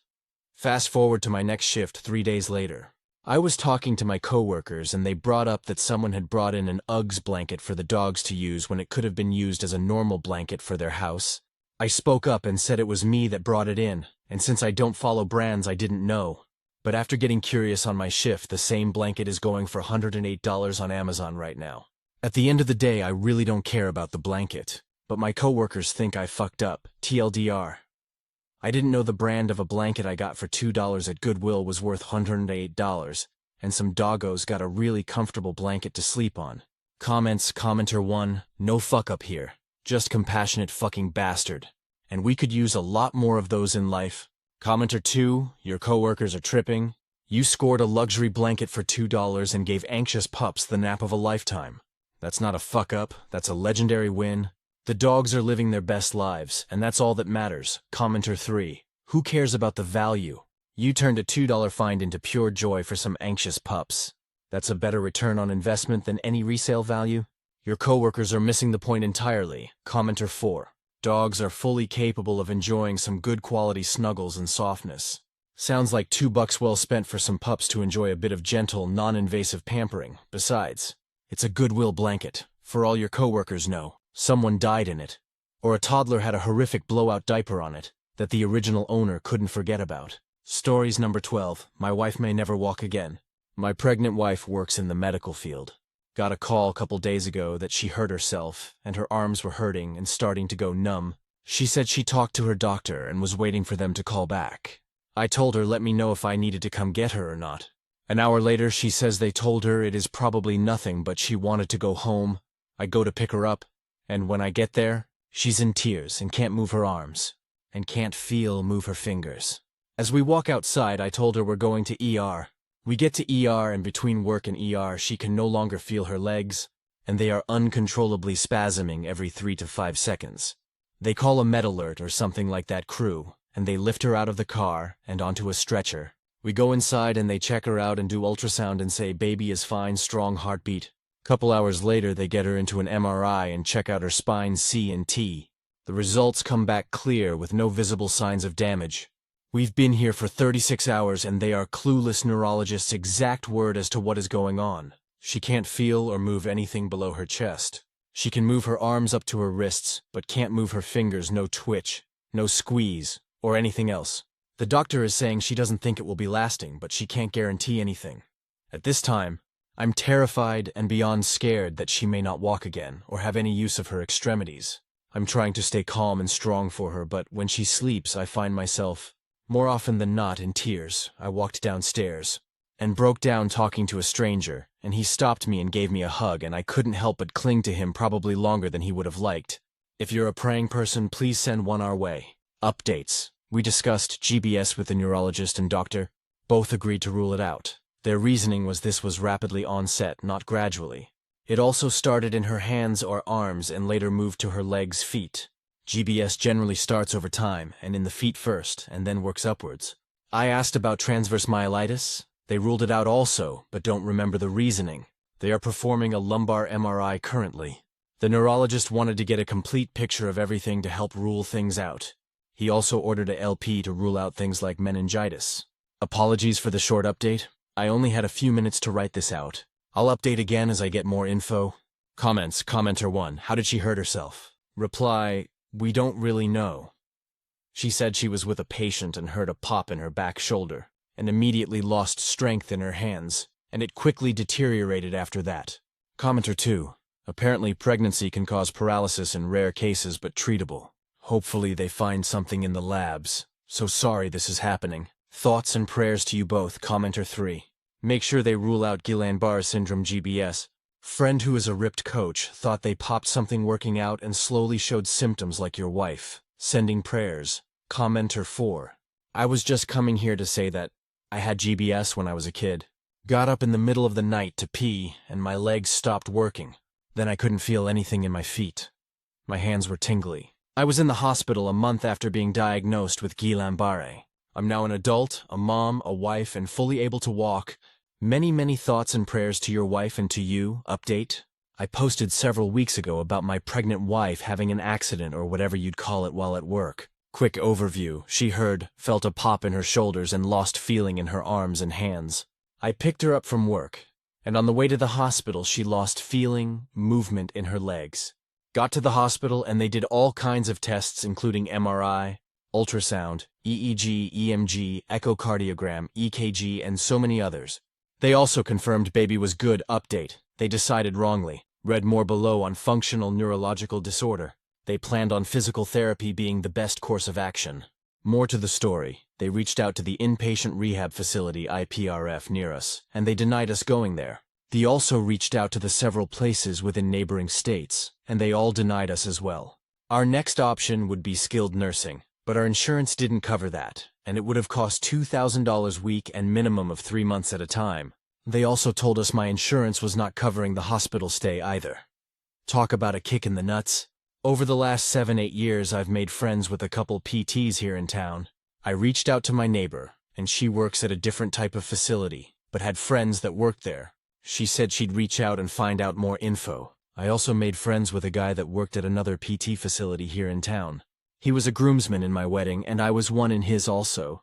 I reached out to him to see if he knew anyone that worked at the local IPRF. He was on vacation, and his wife, a PT at the hospital, was sitting next to him. She said she'd make some calls and let me know. Skipping some details in the middle here because they don't matter much. The next day we get a call saying she was approved for the IPRF we were denied at in the first place. My wife and I were talking, and my friend's wife came up and neither one of us knew where she worked. My wife said to Google her, so I did, and come to find out she worked at the IPRF. Not just worked there, but was one of the top DRs there. She was the one that pulled the string to get us there. They also said my other friend reached out and thought it was interesting that 2 different people were trying to pull strings that were not related or associated at all. We were finally transferred to the IPRF after 11 days at the hospital. While there we spoke to a new neurologist who wanted to order another MRI. It came back a couple days later. The DR came in and told us she did not have FND. They said she had a spinal cord stroke. My friend and his wife brought us dinner that night, and she wanted to answer questions we may have and said she wanted to transfer us to a better, more specialized facility. We were finally transferred to the spinal rehab facility after 13 days. She is finally being treated for the correct diagnosis and in the correct location. They expect her to be here for the next 2 to 3 months, TLDR. My pregnant wife hurt herself at work, not work-related, and went to the hospital. She has no feelings from the chest down. They diagnosed her wrongly with FND. Then she was diagnosed spinal cord stroke. We are at a specialized facility now. We're at 4 weeks with 2-3 months left. Comments, commenter 1. While I am so glad to hear you guys found the right diagnosis and are getting the treatment needed, I'm so sorry you and especially your wife are going through this. And having been basically ignored for 2 weeks on your wife's care. Kudos to the string pullers. They went above and beyond to make sure she is taken care of. Thank you for continuing to push for the proper care for your wife. Women often aren't believed with medical problems, especially a pregnant woman. Wishing for a healthy recovery and healthy baby. Commenter 2. How fucked up is it that strings have to be pulled to get the right care? Or any care at all? Welcome to America. Commenter 3. And then she should be able to walk again? Commenter 4. PT here. Potentially spinal cord strokes, infarcts are really rare. And I can't speak for Op's wife's prognosis, obviously, as I don't know them and I'm not their PT. It can take months or years to regain function, but it is possible if she gets the care she needs, and it was caught relatively early, which is a good indicator for a better outcome. Reply: yeah, it's different for each patient and each issue, but we're hopeful. She's having spasms in her legs and they kick around a little. She can sense a touch but can't feel anything yet. The DRS are hopeful as well, and have stated that if there was permanent loss, they wouldn't be kicking of spasming like they are. We were at therapy within 2 weeks, so we're hoping that was quick enough to get her back on her feet. Commenter 5. MRI tech here. Spinal infarcts aren't easy to diagnose as they include scans we don't normally run during routine imaging. I've seen a few less than 5 during my time in this field over a decade. Hopefully your wife recovers well. It sounds like you got her into a good IPRF. Stories number 13. My 24F father 46M refuses to come to my wedding because it won't be on American soil. I'm really upset and my father thinks I'm being overly sensitive. Some background. My father is a bit of a nationalist. He's a little much. I love my country but not like he does. We don't agree on much, to be honest. My father wasn't around much until my teenage years. My parents separated when I was 6. I planned most of the wedding with my mother. We decided, since I don't have many friends, a cruise wedding would work best for us. And it was well. Within our budget, I want a tiny ceremony and figured this would make it easy for everyone. I had told my father ahead of time that we were probably going to go on a cruise. He said that was fine with him. Skip forward to now. We're about 7 months out from the wedding, and we're trying to put the down payments for everything we need now. I call my father to confirm information with him in terms of pricing and such, since he is helping us pay. He asked me where the stops on the cruise were. I explained that we're going to the Bahamas. He asked if any of those places were American territories. I told him no. He then starts hooting and hollering that his daughter is going to be married on American soil. He refuses to get on that ship, and he's never leaving this country. And how he thought we're doing an Alaskan cruise? I was a bit shocked by this outburst and got a bit upset. He told me I was being too emotional. We fought back and forth for a bit, and it ended with him saying, "If you work hard to convince me and don't pout about it, I might change my mind," before hanging up on me. Now I'm just sitting here and I don't really know what to do. I want my father there, but I already set my heart on this cruise. So do I continue with it as just say screw my dad, or do I spend the next 6 months begging him to come on this cruise with me? TLDR, my dad refuses to go on a cruise off American soil for my wedding and wants me to try to convince him otherwise. Relevant comments, commenter. So do I continue with it as just say screw my dad, or do I spend the next 6 months begging him to come on this cruise with me? Option 1 sounds so much better, doesn't it? If your father's support of your marriage is conditional on where your vows take place, he doesn't really care all that much about you or your marriage. I'm sorry. Commenter 1. Your wedding is about you and your husband and no one else. Commenter 2. Agreed. However, you made a massive tactical error planning out your wedding based on promises instead of cash on hand. My folks sent us some contributions to my wedding last fall, but it was given to us the previous Christmas well in advance of the wedding, and before we locked in plans. Unfortunately, I have friends who are getting married and they had to cancel their plans, because a parent who was going to be a key benefactor reneged on paying what they promised. This kind of thing happens, so you may need to cancel or scale back what you intended in the Bahamas and come up with a plan B that you can afford. Reply: we can definitely afford this without him. Honestly, him not being a part of the wedding won't change much in the ways of financially changing anything. Maybe a few less extravagant things, not that there is much. Commenter 1, don't know if this is possible, but maybe your dad just can't afford to help you or go on the cruise anymore? When reading it kind of sounded like he was looking for a reason to object out of correctly guessed by you pride. Maybe it's about money on his end, not America. Or maybe he's just starting to petrify. Reply, I don't think that's the problem. He just texted me and asked how much he needed to send me. So I feel like he just really doesn't want to leave the country. Commenter 1I can only wonder how he'd react if you married a foreigner. Something foreign seed being planted in American soil. Reply. That's the funniest thing, my fiancé is from Bosnia. The first thing my dad asked when I told him that was, is he going to bomb us? Commentaire 2, oh, I bet that's what this is really about. He's a racist. He's got just enough sense to realize he's not allowed to attack your choice of spouse, even though he hates the idea. So he's displacing his anger onto something more neutral, like the wedding venue. Yeah, you don't want him there. Imho reply, honestly wouldn't shock me. Commenter 1, I want my father there. What, this guy? We don't agree on much, to be honest. My father wasn't around much until my teenage years. Maybe it's just me, but I don't think his absence will really be the end of the world. He's throwing a tantrum because he wants to feel like he and his views are the most important part of the wedding. That's why he wants you to beg for him to change his mind. Don't bother. Just say, okay, and don't bother calling him again. After a while, he'll start trying to contact you, trying to convince you to convince him to change his mind. Just reply, sorry, Dad. I'm very busy trying to organize the wedding. Hope to see you there, but if you can't make it, that's fine. Honestly, his nationalism sounds more like mental illness. It's one thing to be proud of your birthplace, and another to refuse to ever leave the country. Don't indulge his brand of insanity. Have the wedding you want and enjoy it. Or, if you really want to indulge him, get a jar of soil from a place you like, and sprinkle it on a piece of cloth, then stand on it as you say your vows. There you go. You literally got married on American soil. Commenter 2, as an American, I can tell you this nationalism isn't that uncommon. It's pretty weird, but there are tons of people who think that every other country is garbage, and why bother traveling? It's very sad. Commenter 3, when it's so bad that you refuse to attend your daughter's wedding? That's pretty bad. Commenter 4, I think my favorite part was when he refused to attend a wedding that was outside of the US, but had to ask for clarification because he doesn't actually know which areas are US territories. Commenter 5, racist bigots aren't exactly known for their educational achievements. This vital information commenter. Oh God, this is awful. But I'm dying laughing, so I have to tell you. I read your post to my fiancé who is on your side. BTW. But his first comment after, what a baby your dad was. You never know. Maybe he's got warrants. Reply, unsurprisingly, my father is a felon LOL. He's very long off from his sentence, has no longer on parole, and laws are different when on a cruise when it comes to passports. We're going to the Bahamas, which has no such laws about felonies. Commenter 2, well, there you have it. Many, but not all countries, will bar admission to foreign citizens with criminal records, and he may have a parole condition that he not leave the US. Edit.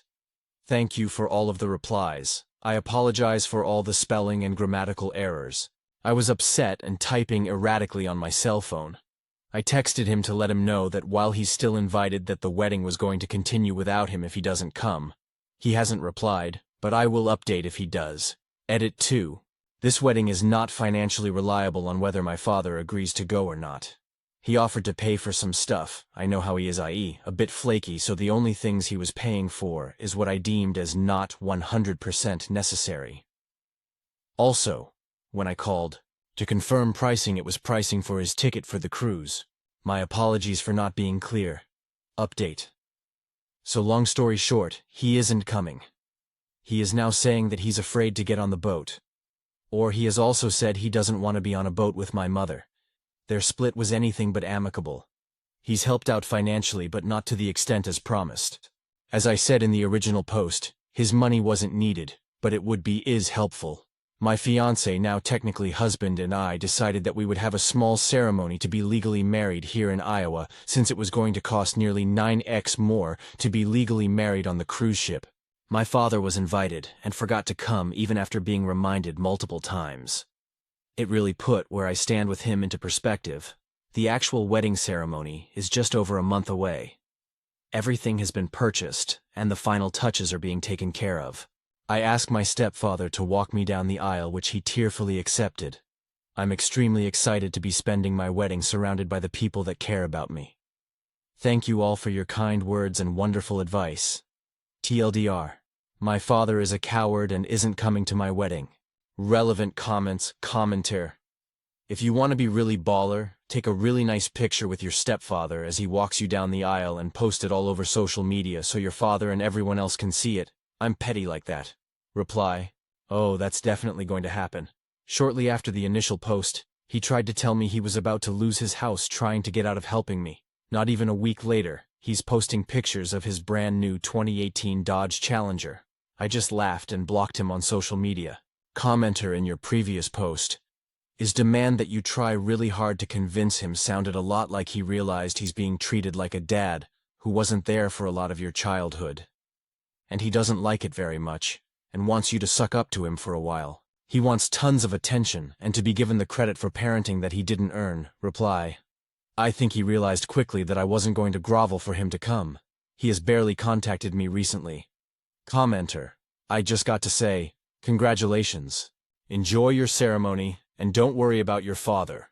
Sounds like stepdad has it covered. Reply. He does. He even made himself custom Converse to wear while walking me down the aisle. I'm wearing Converse too. We're wearing most traditional wedding attire, but we chose to wear Converse because I've worn Converse every day since I was 11. OP has appeared and updated in the comments. Here OP here.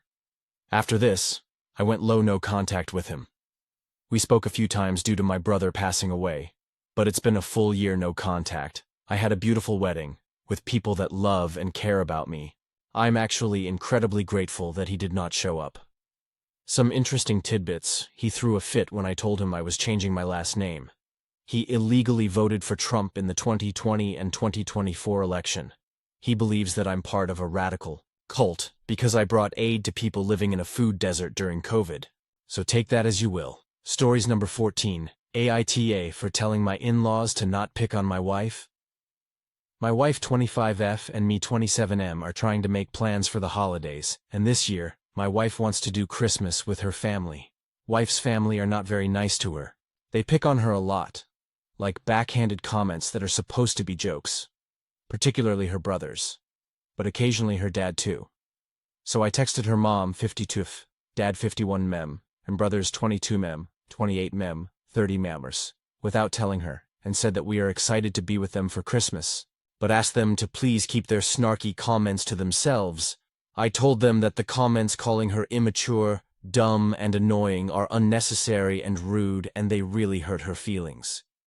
Her dad responded that my wife has always been a bit sensitive and this is just the way things are with siblings. This got back to my wife because her mom sent her screenshots of the text messages, and she said to please don't create any more drama during the holidays. Here's my justification for this text.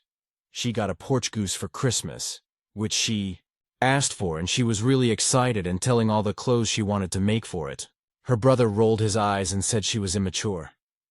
Then she got really embarrassed and just seemed sad. This happened several more times when she was opening gifts. When I asked her to show me some of the patterns for the clothes she was going to make the porch goose later, she just got embarrassed again and said she didn't want to talk about it. I would like to point out that she is a full-time nanny and housekeeper to 3 kids, so even if it were immature, she has an excuse. Sometimes her brothers will just randomly call her dumb. Like at her family's 4th of July get-together, she and one of her brothers were going back and forth about roundabouts, and he just shut down the conversation by saying he doesn't argue with people who didn't go to college, and she said almost nothing the rest of the night. Even after we got home, my wife lost a good deal of weight a few years back. But her family is constantly commenting on her food choices and how much or little she eats, and few months to keep her on track. They remind her that most people who lose weight gain it all back. In spite of all this, most of the time her family is pleasant to be around, but it's like they just can't help themselves and need to make these digs at her. When I try to, or she tries to say, "Don't say that," it's always just a joke, or "You're reading too much into it." It's just hard for me to see this happen.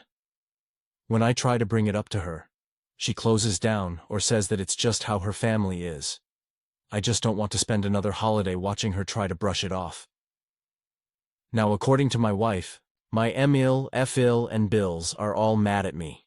And according to them, I have already ruined Christmas in October. Maybe I should have left this up to my wife, but I know she wouldn't do it. AITA for telling my in-laws to not pick on my wife. Comments. Commenter 1. When you are there, after these rude remarks, ask thee if that was supposed to be a joke. When they say yes, then ask them to explain what is funny about it. Keep doing this until they stop. Reply. This is great advice. Clearly me saying, hey, stop, that's mean, isn't effective. Commenter 2. Your poor wife has been conditioned to this abuse. I'm sure it was way worse long before you came along that she can't even accept or welcome anyone coming to her defense, let alone defend herself. Why? Because they get mad at her and now you, look at your MIL. Her first reaction was to screenshot this. Not even check on her own daughter to make sure she is okay. Her dad called her sensitive and minimized it as just siblings. They have been calling her sensitive, excusing it as jokes, and punishing her for ever speaking up. Now Christmas has been ruined, and I bet they will tell her that either you aren't invited, and she will be forced to go and deal with the abuse alone, or they will ban both of you from Christmas to punish her, and try to force you to apologize and respect their culture cause. That's how it's always been. I'm a sister with 2 brothers, and while we joke, such a loser for drafting that player in fantasy football. We never speak to each other like they do to your wife. If it were me, I'd go into marriage counseling with her. Having an independent professional listen may help her see that just because you're family, it doesn't mean they are allowed to treat her like that. Therapy could help you both with communication strategies on how to handle things going forward. Keep being an amazing husband, NTA. Reply. I've been thinking about looking into counseling. Reading through some of the comments, I realized that I need to make sure we're on the same page going forward and should be better at communicating with her on this issue. I'd also really like her to be able to talk about it without just shutting down. Commenter 3 NTA, your in-laws are bullies? Your wife isn't too sensitive. Her dad just didn't like being called out on it. Sometimes, when someone has been bullied or emotionally abused their entire life, it takes a new person to come along and point it out to them. Commenter 4, your heart was in the right place, but you should not have gone behind her back. Doing that took away even more of her control. This should have been a conversation between the 2 of you. Does she know it bothers you? How does she want the situation handled going forward? Does she want you to step in? If so, what is the plan when it happens again? How does she want to set boundaries with her family? She already lacks power in this family dynamic, and you just took even more power away from her. Instead of empowering her, you went behind her back and tried to handle it for her, which is a very patriarchal thing to do. It is absolutely understandable to be infuriated by her family name calling her, and I would have a hard time keeping my mouth shut if my partner's siblings did that. But you handled it wrong. Her family sounds horrible. There is no way I would stand by and allow either one of my kids to demean the other. It sounds like it has really hurt her self-esteem. I think therapy might be a good choice for her, so she can learn to set boundaries with her family. Reply, I didn't even think about the control aspect. But you make a lot of good points. Someone else brought up marriage counseling, and I think I'll look into it and talk to her more tomorrow. I feel like it would only make the situation worse to say, I think your family has hurt your self-esteem and you should go to therapy, and marriage counseling could kind of ease her into the idea. Happy Cake Day BTW. Commenter 4 reply. This is part of the problem. Men often think they need to solve the problem or tell women what they need to do to fix a problem instead of just listening. And I'm not trying to insult you or men in general.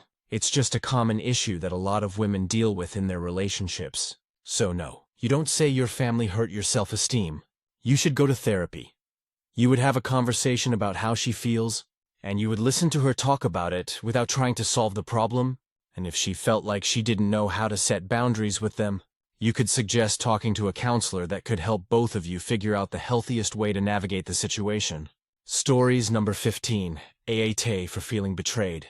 Even though my husband treats me well and says he still wants our family together. Hi everyone, I 32F have been married to my husband 38M for 12 years.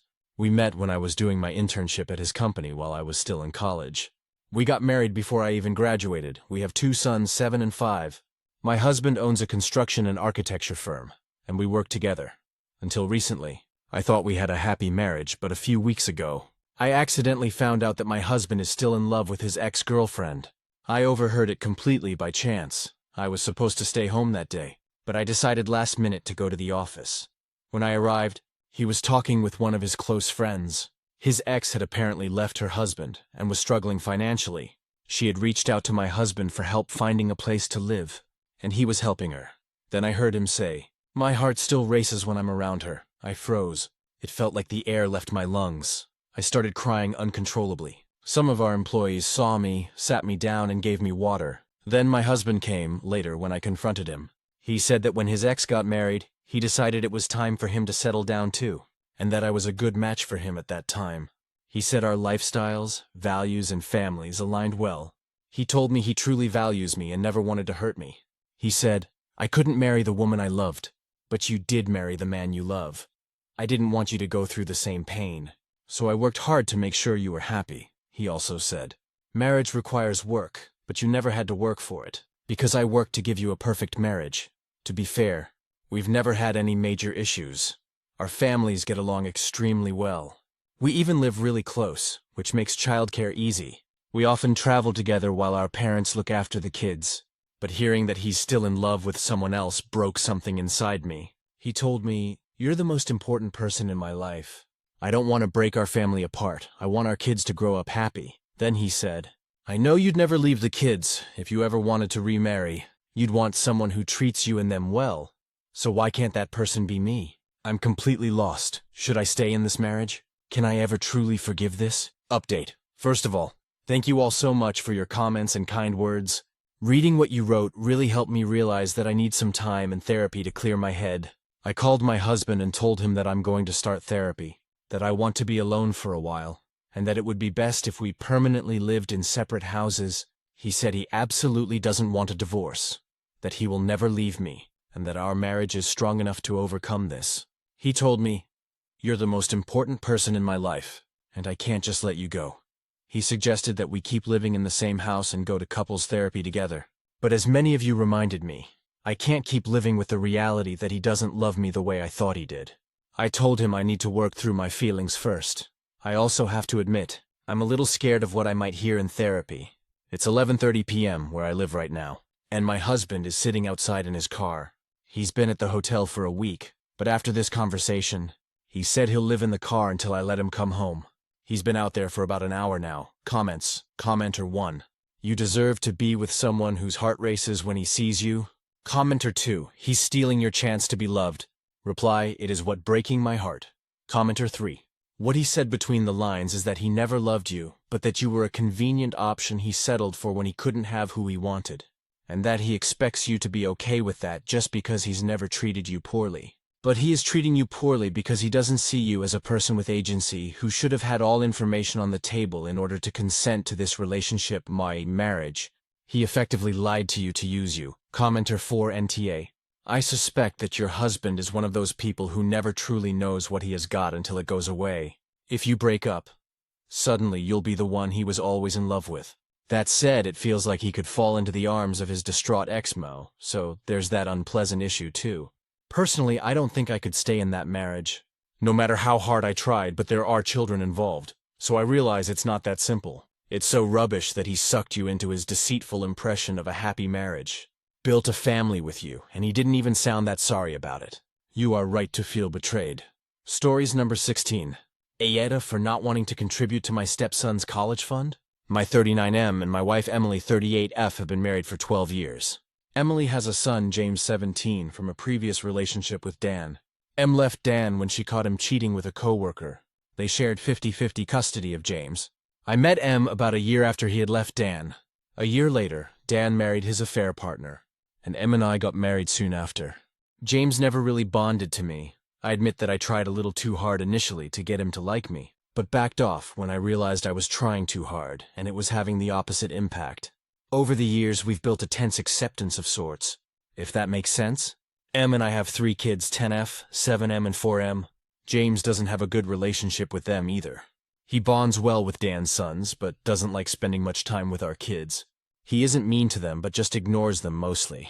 The eldest 2 now just avoid him when he is home. Em and I both have well-paying jobs, and early on, we decided that I would contribute 80% to our trio's college fund, and Em would do 20%. Because she would contribute 100% to James's college fund. We didn't know if Dan was making any such arrangements on his end, but we thought that at least this way James would have something instead of nothing. Em recently sat him down to talk to him about his college fund. He seemed happy with the financial help he was going to get. He went off to Dan's for the weekend, and when he came back he asked Em about our kids' college funds. When he learned that the amount was fairly higher than his, he was upset when he asked about the disparity. Em told him about our college fund setup. He was furious to know that I hadn't contributed to his college fund. He said that I was just pretending to play family with him all these years, that I really didn't care about him and was a heartless AH. Em suggests that we could take some money out of our youngest fund and give it to James, and that she would add it back over time. But she said that it's my call, that she won't pressurize me either way, and would accept whatever I decided. Quite frankly, I don't want to do it. James idolizes his shitty father. Even now that he knows he cheated on his mother, I could deal with his crappy behavior with me. But I never understood his attitude towards our kids. We even tried going to family therapy. He refused to go because I wasn't his family. Now when he needs money, suddenly I am family. I know I am perhaps being petty, but I don't want to give him the money, Ada. Edit. I think some clarifications are in order. I don't hate that James idolizes his father. I hate that he blames his mother for their family breaking up. When James was 13, he had heard from one of his older cousin Dan's side what his father had done that led to Emily leaving. When he confronted her about it, she explained, "We tried for therapy then, but didn't happen. We'll explain later. Last year, he told his mother that he believes she was responsible. That instead of leaving Dan, she should have forgotten about what he did and continued to stay with him." Em was expectedly shocked, but when she asked him if the situation was reversed, and she had cheated on Dan and he left her, would then Dan be blamed for the family breaking up? He said no, that would definitely be her fault, and made no further explanations. This was not as a result of an argument or heat-of-the-moment statement.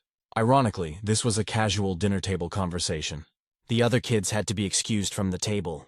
When Em and I had gotten together and things were starting to look serious, she had wanted to take him to a child therapist who could help him adjust better to the changing situation around him. Since they shared 50-50 custody, Dan's consent was needed. He refused. When we were going to get married, we tried for therapy. Dan said he got married before us and James had no issues. We were overreacting. He didn't need therapy. When the above incident happened, when Em was pregnant with our daughter, and most recently after last year's incident, this time we asked him directly. We thought if he agreed to family therapy, then we could speak to our lawyer and work around the custody arrangement since he was almost an adult. This was when he refused therapy, saying I wasn't family. For all those saying that I am treating a teenager like an adult, that I made him feel like the other and not one of us. We tried, when we both starting earning well. We wanted on splurge on our kids during birthdays and holidays. James was never excluded. Whatever our kids got, he got too. In fact, as he is older, he got to pick what he wanted. For his 11th birthday, he wanted to go to Disney World. Both of Dan's kids were invited. His youngest son and my daughter are the same age. He went. She wasn't invited. We stayed home. We started the college funds about a year after our daughter was born. Em couldn't start one for James earlier since she was a SM when she was with Dan. It took her a while to get back on her feet. She wasn't in a position to immediately start a college fund for him. What a lot of you pointed out is right. He has been shortchanged. We'll rectify that and make up the defect he should get by the time he starts college. But that will still not make it as much as he remaining 3. We have decided to sit and have a chat with him this weekend about everything. Update, AITA for not wanting to contribute to my stepson's college fund. It's been an eye-opening weekend. Thanks to everyone who weighed in, even the aggressive ones.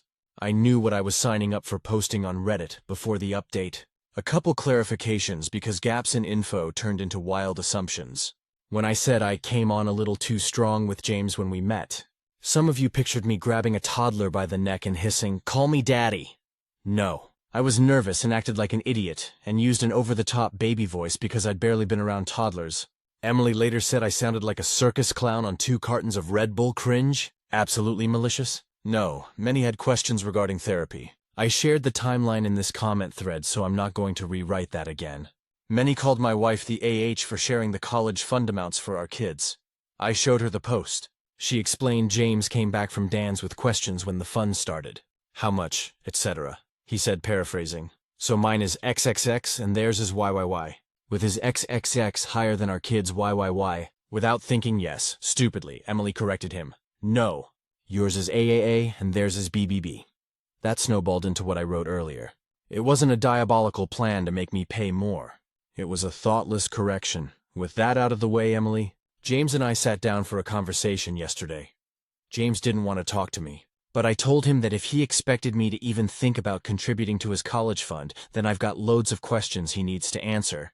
It was an extremely long conversation and many revelations came to be, so I am going to give a summary of the things we finally found out from James. Even before Emily and Dan had broken up, not divorced, they were never married.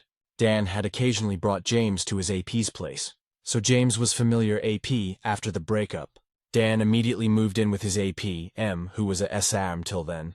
Struggled initially to get back on her feet, needless to say. James's home life with Em was a little more chaotic than at Dan and his AP's. Em hadn't told James that she had left his father since he'd cheated on her. Telling that to a toddler wouldn't make any sense. But apparently, in the early days, Dan used to tell James that Em would eventually come back to him. I think he may have been holding out hope for reuniting with Em, and that's where I came in. Dan told James that as long as I'm around, I would not let Em go back to Dan when Dan married his AP. He told James that it was temporary. It was a way to make Em jealous when we got married. He told James that it was my way of making it even more difficult for Em to get back to their family. When James had found out from his cousin Dan's side that his father had cheated on his mother, which was the reason for their breakup, when James had asked Em about it, she had been open and honest about everything. When he confronted Dan about the same, he told James that Em had left him for a long time, and his loneliness made him miss her a lot, and so he found some comfort with AP. Emily's father had met with a car accident, and she was with her parents for about 3 weeks to help them. And that's all the alone time Dan could handle before he needed to dip his wick in something. But it was a reasonable enough explanation for James to absolve his father of all sins. When Em got pregnant with our daughter, Dan told James, now that I have started pumping my spawn into his mother, exact words James used. James's family was destroyed forever. He told James that Em and I had been wanting to take him to therapy, which was actually a ruse. What we were really trying to do was take him to a doctor who would declare him a problem child, and then we would ship him off to boarding school so that we could continue to play happy family without being bothered by him. Only Dan and his family was fighting to keep James with them. James admitted that he had hoped his detached behavior around my family, and happy and joyous behavior around Dan's, would convince Em that my kids and I were evil, and she would eventually leave us. But sadly, I kept knocking up his mom, making it harder for her to leave. Expectedly, Emily was beyond distraught to hear everything. To be honest, in the moment I couldn't wrap up head around it much either. I asked if Dan had a college fund saved up for him and his sons. James said AP's parents have set up a trust fund for Dan's sons, but that does not include James since he isn't their grandson. Dan's not saved up anything for anyone. I asked James why he suddenly thinks I should contribute to his fund when he has turned down every opportunity for us to be a family. He said he was actually okay with the amount that Em initially told him about. But Dan made him realize that we were undercutting him, so he came back to demand more. I asked if I pay the money, will that then make us family? Even if he can't accept me as a step-parent, can we be friends? Can he be a little more friendlier with my kids when he is around? He straight up said no. He said that after all these years he knows me, or my kids are not the evil beings his father made us seem. But he still feels I am the reason his parents could never get back together again, and for that he will always hate me. And since my kids are, well, my kids, he's never going to like them either.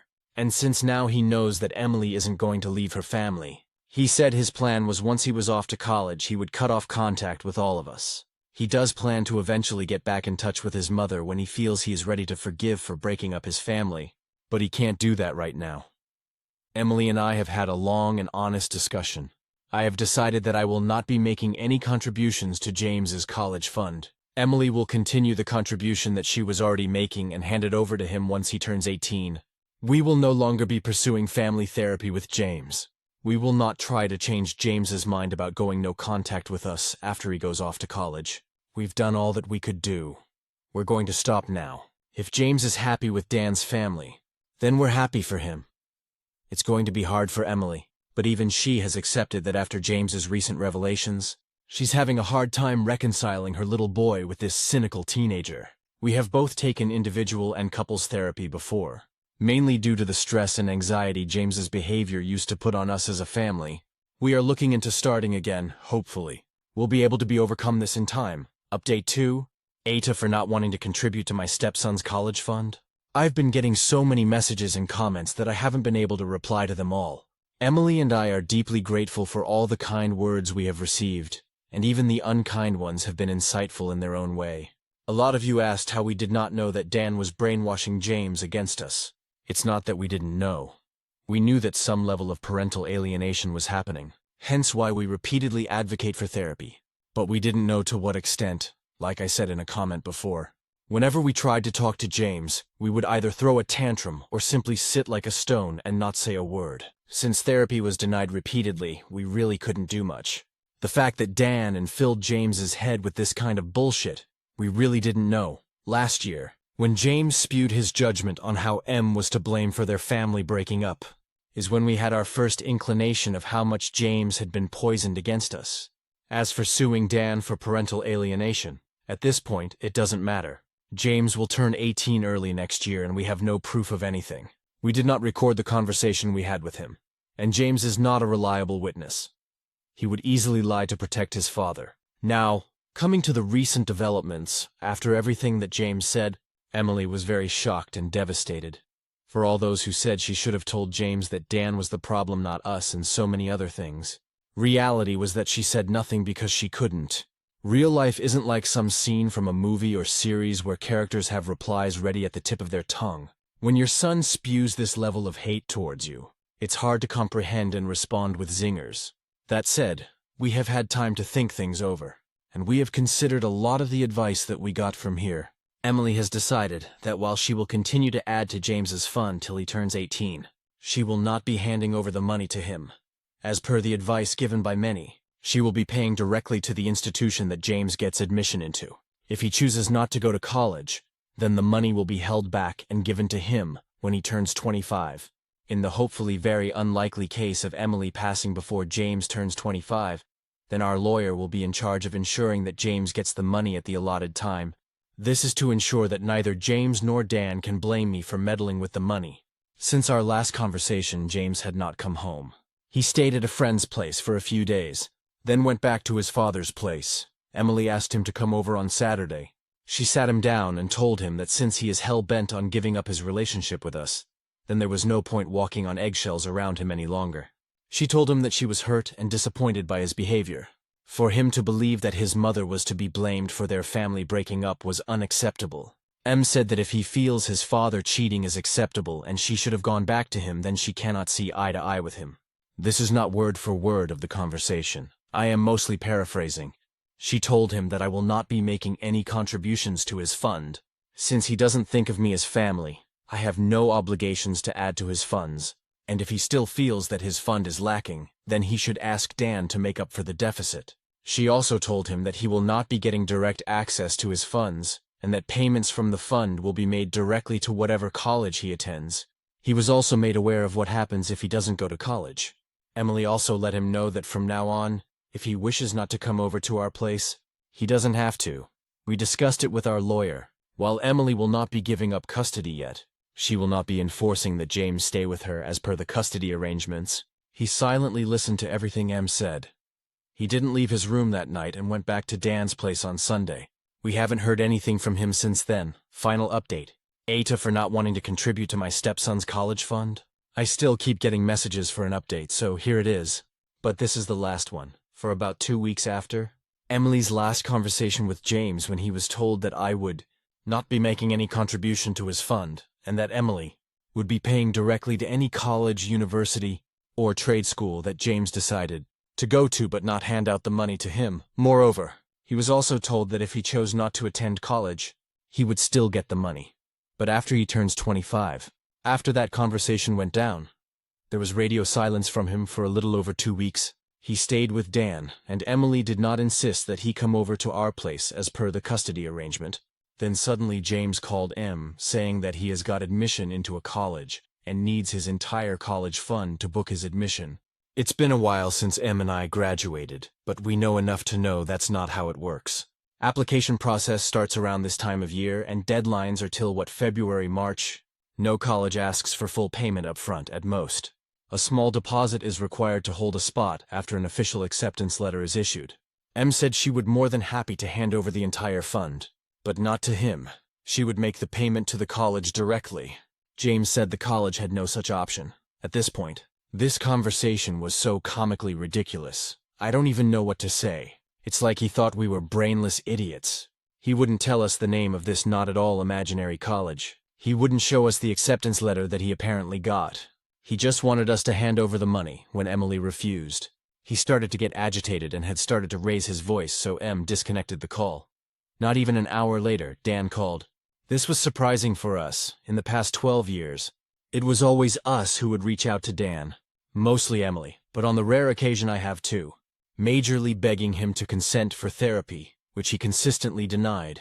Dan accused us of emotionally abusing James and causing him mental distress. He claimed that by denying James access to his college fund, we were sabotaging his future and causing him emotional harm. Emily calmly explained that the money in question is her personal savings, intended for James. Yes, but not legally or morally owed to him. It could just as easily serve as her retirement fund. There's absolutely no legal basis to claim that money belongs to James. Things got nasty after that, and Dan called Em and I names. So, obviously Em hung up, on a positive note, because we were so surprised that Dan had called. We recorded the call. Things went back to radio silence again. Until this Monday, Dan's cousin Julie, mother of the boy who had told James that it was his dad who had cheated on Em, has always been on good terms with Em. She's a really sweet lady. Her twins and my daughter are great friends. She believes Dan is a POS, and James is the only reason she barely maintains a civil relationship with him. She came by and informed us that Dan's wife, the AP, is divorcing him. Apparently he cheated on her too. What a surprise. She separated from him months ago, and is living with her parents with her sons, meanwhile. Dan's parents have been asking family members to lend him money for a new business, but unsurprisingly, no one has pitched in. We now believe his sudden demand for James's college fund may have been tied to that. Emily has tried calling and texting James since then, but he hasn't answered or responded. While our situation isn't resolved yet, this will be my final update. Emily and I are deeply grateful for all the genuine support, empathy, and thoughtful advice we've received. Unfortunately, there have also been some vile and malicious comments and DMs from people hiding behind anonymity to say the worst things possible about me and Emily. And they continue to do this even when I have ignored them and not risen to the bait. We don't need that kind of negative energy in our lives right now. Whatever happens next, we'll face it privately. Together, as a family, thank you again to everyone who's been kind and truly helpful. Stories number 17. My daughter's imaginary friend knew things she couldn't possibly know. I don't really believe in this stuff. Or I didn't. Now I'm not sure what I believe. My daughter Emma just turned 5 last month. Around her 4th birthday, she started talking about her friend Clara. Typical imaginary friend stuff at first. She'd set a place for Clara at dinner, talk to her while playing. Normal kid things. My wife and I thought it was cute. But Clara was weirdly specific. Emma said Clara was 7 years old, had long black hair, and wore an old-timey dress with flowers on it. She said Clara was sad because she missed her mom.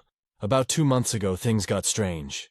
We were having breakfast, and Emma suddenly asked why we took down Clara's picture. I had no idea what she meant. She insisted there used to be a picture of Clara in the hallway upstairs. We've lived in this house for 3 years and never taken down any pictures. Then last month, my wife was going through some boxes in the attic looking for old baby clothes. She found a photo album that belonged to the previous owners. They'd left it by accident, I guess. Inside was a photo from 1982, a little girl, maybe 6 or 7, with long black hair, wearing a floral dress. Written on the back, Clara, age 7, summer 1982. My wife showed me and we both just stared at it. There's no way Emma had ever seen this photo. It was buried in a box under a bunch of other stuff in the far corner of the attic. Emma's never been up there. I asked Emma to describe Clara again. She described the girl in the photo perfectly. The dress, the hair, even said Clara had a tooth missing in the front, which you can see in the photo if you look close. We didn't tell Emma about the photo. We weren't sure what to say. A week later, Emma told us Clara doesn't come play anymore because she found her mom. She said it so casually, like she was talking about a friend who moved away. I did some research on the house, found an old newspaper article from 1983. A 7-year-old girl named Clara Bennett died in a car accident about 2 miles from here. Her family lived in our house from 1978 to 1985. The accident was in 1982, same year as the photo. Emma hasn't mentioned Clara since she said she found her mom.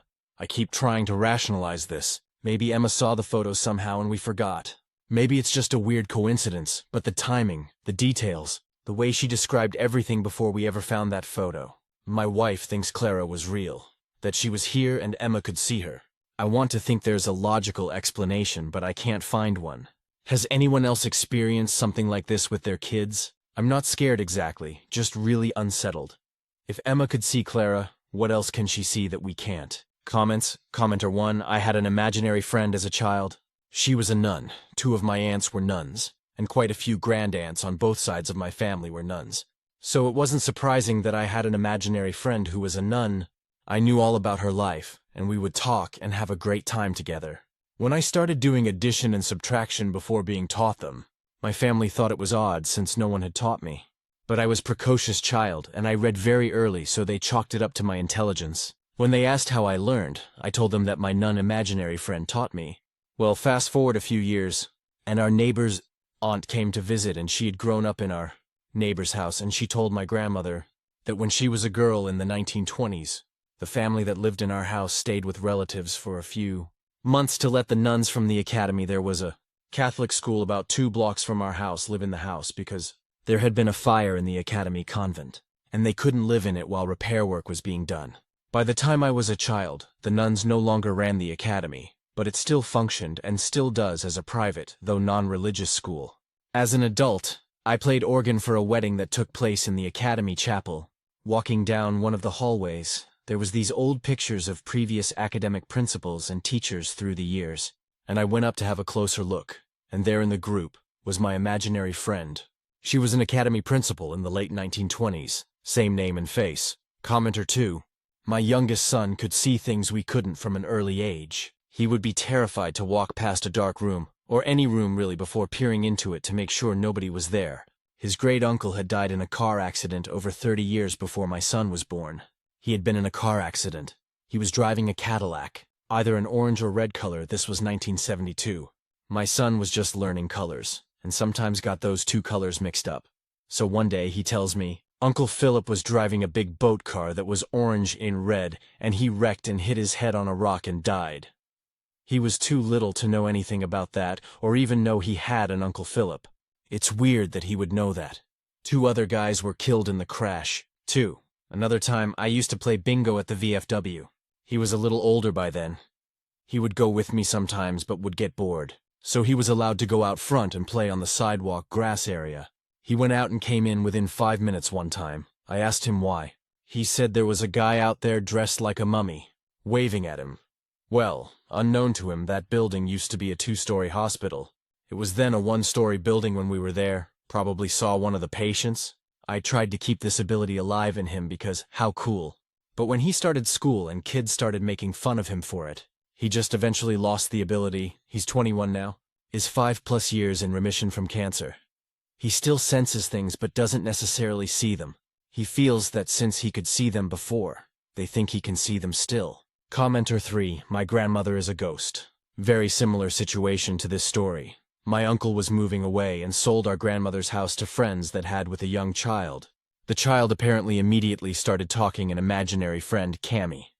They shrugged it off as nothing. Well, they started doing some renovations to the house, and the little girl came running saying that Cammy was upset because they were changing her house. They asked the girl to describe Cammy, and she mentioned that it was an old woman, like a grandma. They found it odd, so they reached out to my uncle about this situation. My uncle was dumbfounded and said, "My mother died in that house and her name was Camille, or Cam for short." The people were pretty freaked out, to say the least. My uncle emailed them a photo of my grandmother, and they decided to print it out and place it in a picture frame. They put the picture amongst a group of photos so that it wouldn't immediately stand out to the girl. One day the girl was apparently walking by the photos, stopped and said, "Hey mommy, that's my friend Cammy in that photo." I think the parents were pretty freaked out after that. Commenter 4, well, sit down and buckle up. My little brother is 10 years younger than me, and we have a younger sister who is 18 months younger than him. When our sister was born, my brother developed an imaginary friend named Susie. We think he created her because our baby sister was taking all the attention he used to get. He would tell us, "I went to Susie's house today to play with her dog Huda." Or, "Susie likes to have picnics in the backyard." He was so descriptive with the activities they did together. One day, he came home from school crying and our mom asked, "What's wrong?" He said Huda was hit by a car. Shortly after this, we stopped hearing about Susie. Fast forward 20 years, I met my husband and his mom's name is Susie. Totally legit coincidence. Until I went to her house the first time and saw a picture of her as a child. She was standing next to a German shepherd dog in the picture. I asked her, "What was your dog's name?" She said Huda, and she was the best dog. When I was little, I used to have picnics in our backyard. I'd even bring her food dish out and she'd eat kibble while I had sandwiches. I didn't have a lot of friends. I asked, "What happened to Huda? Did she live a long life?" My now mother-in-law said, "Oh, she was hit by a car. One of her tennis balls rolled into the street and it all happened so fast." When my ML brother met for the first time, he said, "I feel like I've known you my whole life. You're so easy to talk to." EDK, how this is possible. It makes no sense. It's something that my whole family is baffled by. Stories number 18. My mother keeps trying to ruin my wedding. I 27F and my fiancé 27F are getting married in November and have been planning our wedding. It's been mostly smooth sailing since the big announcement, other than my mother being rude and dismissive of my partner. They don't know each other well since my mom either ignores her or is very short. Not long after the announcement, my mom called me to ask if I was taking that woman's name. But outside of that, there hadn't been much trouble until my grandma told her we were having the cake testing. My grandma is having our wedding at her house and agreed to help pay for the cake. So she came to the testing with us. According to my grandma, my mom said, "Oh, they are actually getting married?" My grandma then explained that she pointed out how strange it was for my mom to not be involved in my life or relationship, and she felt like my mom would be more included in wedding planning if she showed interest. I knew instantly that this would set my mother off. Later that night, I got a call from my mom, where she screamed at me, telling me my fiancé has to be a criminal to be interested in me, that our wedding was shady because it's not traditional, and that my fiancé changed me as a person. She said I have grown hateful ever since I moved out of her house. For context, I lived at home for many years because my dad had terminal cancer. After this screaming rant where my fiancé was getting more and more upset beside me, my mom let me know that my grandma decided she didn't want the wedding at her house, but that I shouldn't worry because she'd fix everything for me. After talking to my grandma, it was revealed that my mother called her and gave her a list of reasons not to have my wedding. My grandma is easily swayed by my mother, so she agreed at the time. I called my mom back, upset. I think that was when she realized she kind of messed up. She intended to get my wedding canceled so she could get a better venue and be the hero and pay for everything. But my grandma's house has emotional significance to me. Luckily, after talking to my grandma again, she realized my mom's manipulations and changed her mind. I was crushed for days after. Not only about my mom trying to use her typical narcissistic manipulations to change my wedding, but also how blasé my grandma was about canceling on me. Truthfully, it's been like pulling teeth to get any excitement or interest from my family about my upcoming marriage. My mom's second attempt at ruining not only my wedding but my relationship happened the other day. She called me to chat. I was very short with her because I am still upset. During the call, she asked if my fiancé was in the room. And after I said yes, she told me I was probably pregnant. You can see how that would cause tension. Luckily, my fiancé knows my mom's behaviors and doesn't believe a word she says. But I was left reeling that my mom would try to drop a seed of doubt between my relationship. My sister called me later that day and told me that my mother is telling the whole family that I'm pregnant. I'm tired, and we still have 4-5 months to go until the wedding. Relevant comments. Commenter 1. Is it that you are getting married? Or is it that you are gay? Either way, fuck that. I would seriously cut off anything that treated my serious relationship that way. Reply. I think it's a mix of both. She claims she's not homophobic but then says homophobic stuff. Plus she's always wanted me attached at her hip. Commenter 2. Just because she's... Your mother does not mean you have to interact with her. If a stranger treated you this way, what would you do? Treat your mother the same way. Reply. Am mostly low contact with my mother. Before the wedding announcement, there would be months of no contact unless something important came up. Now she's inserting herself into my life again. Commenter 3. First off, it sounds like your mom is pissed you're marrying another female. Please stand up for your fiancé at all times, and it's interesting that anyone would believe you were doing IVF all this time to get pregnant without anyone knowing.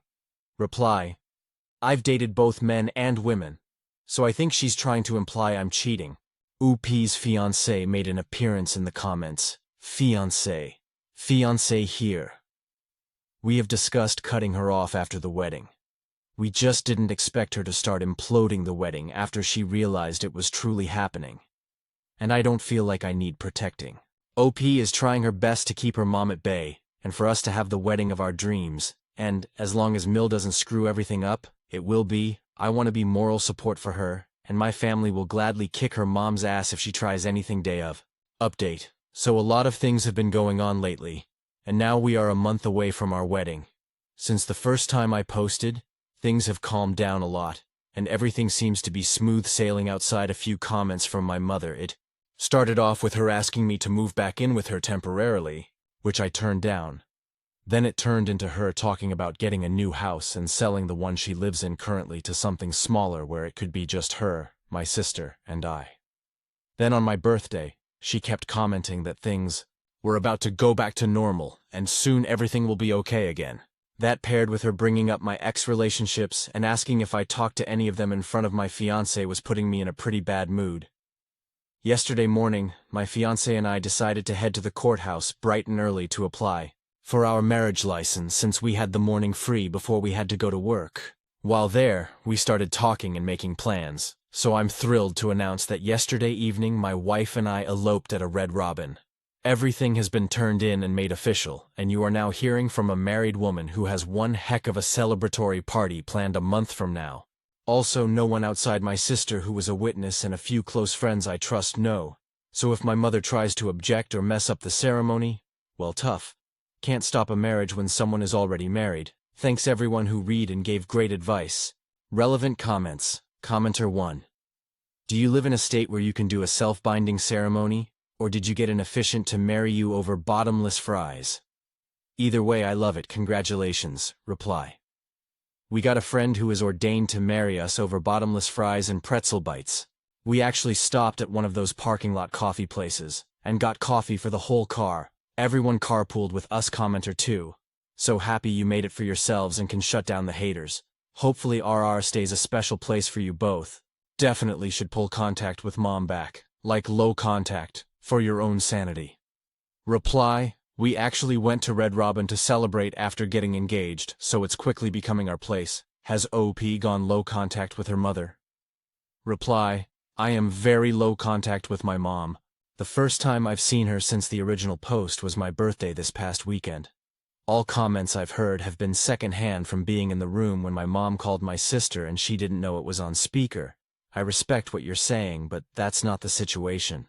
The only reason my mom was invited to the wedding was because it was required for my grandma not only to host the wedding, but also help pay for it. OP responds to a downvoted comment regarding having a fake ceremony where OOP's mother will be there. Does OOP's mother know she's married? Reply. We are still having a wedding ceremony for the family and they don't know we are already married. If my mom stands up randomly and tries to object the wedding or make a scene and get the wedding stopped, it won't change anything because me and my wife are already married. Yes, they know we are already married. My wife's childhood best friend wants to officiate the big family ceremony. To have pictures of us and all our friends. For the memory of the ceremony. It's not really a fake ceremony either. It just doesn't include signing the paperwork because we already did that. Marriage and a wedding is more than a legal status. Stories number 19. I 25. F have face blindness. My BF 24M likes to test me. How do I make it clear this is not okay? I've been with my BF for almost a year now. I love him dearly, and he loves me too, I'm guessing. But there's one thing that's causing a lot of issues for us. I suffer from prosopagnosia, face blindness, which means it's really hard for me to recognize people's faces. I usually go by other characteristics to put a name to a person, like hairstyle, facial hair, marks, skin colors, accessories, etc. But it's still really tough. It's caused me severe anxiety and other mental health struggles.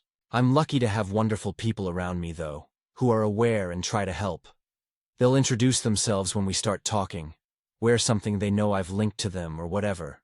Usually my BF does this too, but sometimes he likes to test me, and it's incredibly stressful. He shaved of his beard once. A few times he wore a completely different style of clothing, or changed his hairstyle, all without warning me.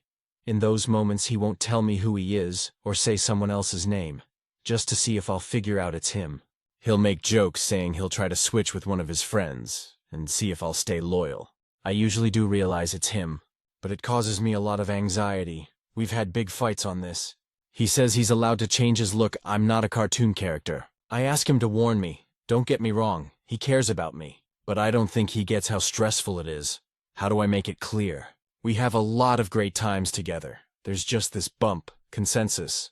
Commenters tell OOP to sit him down and explain to him that he is messing with their disability, be stressing them out. See, I tell him it's weird they had this conversation repeatedly, and he still didn't stop, if it still continues afterward. To kick him to the curb update, it's hard to imagine I made this post 19 hours ago, and now I'm in the middle of breaking up with him.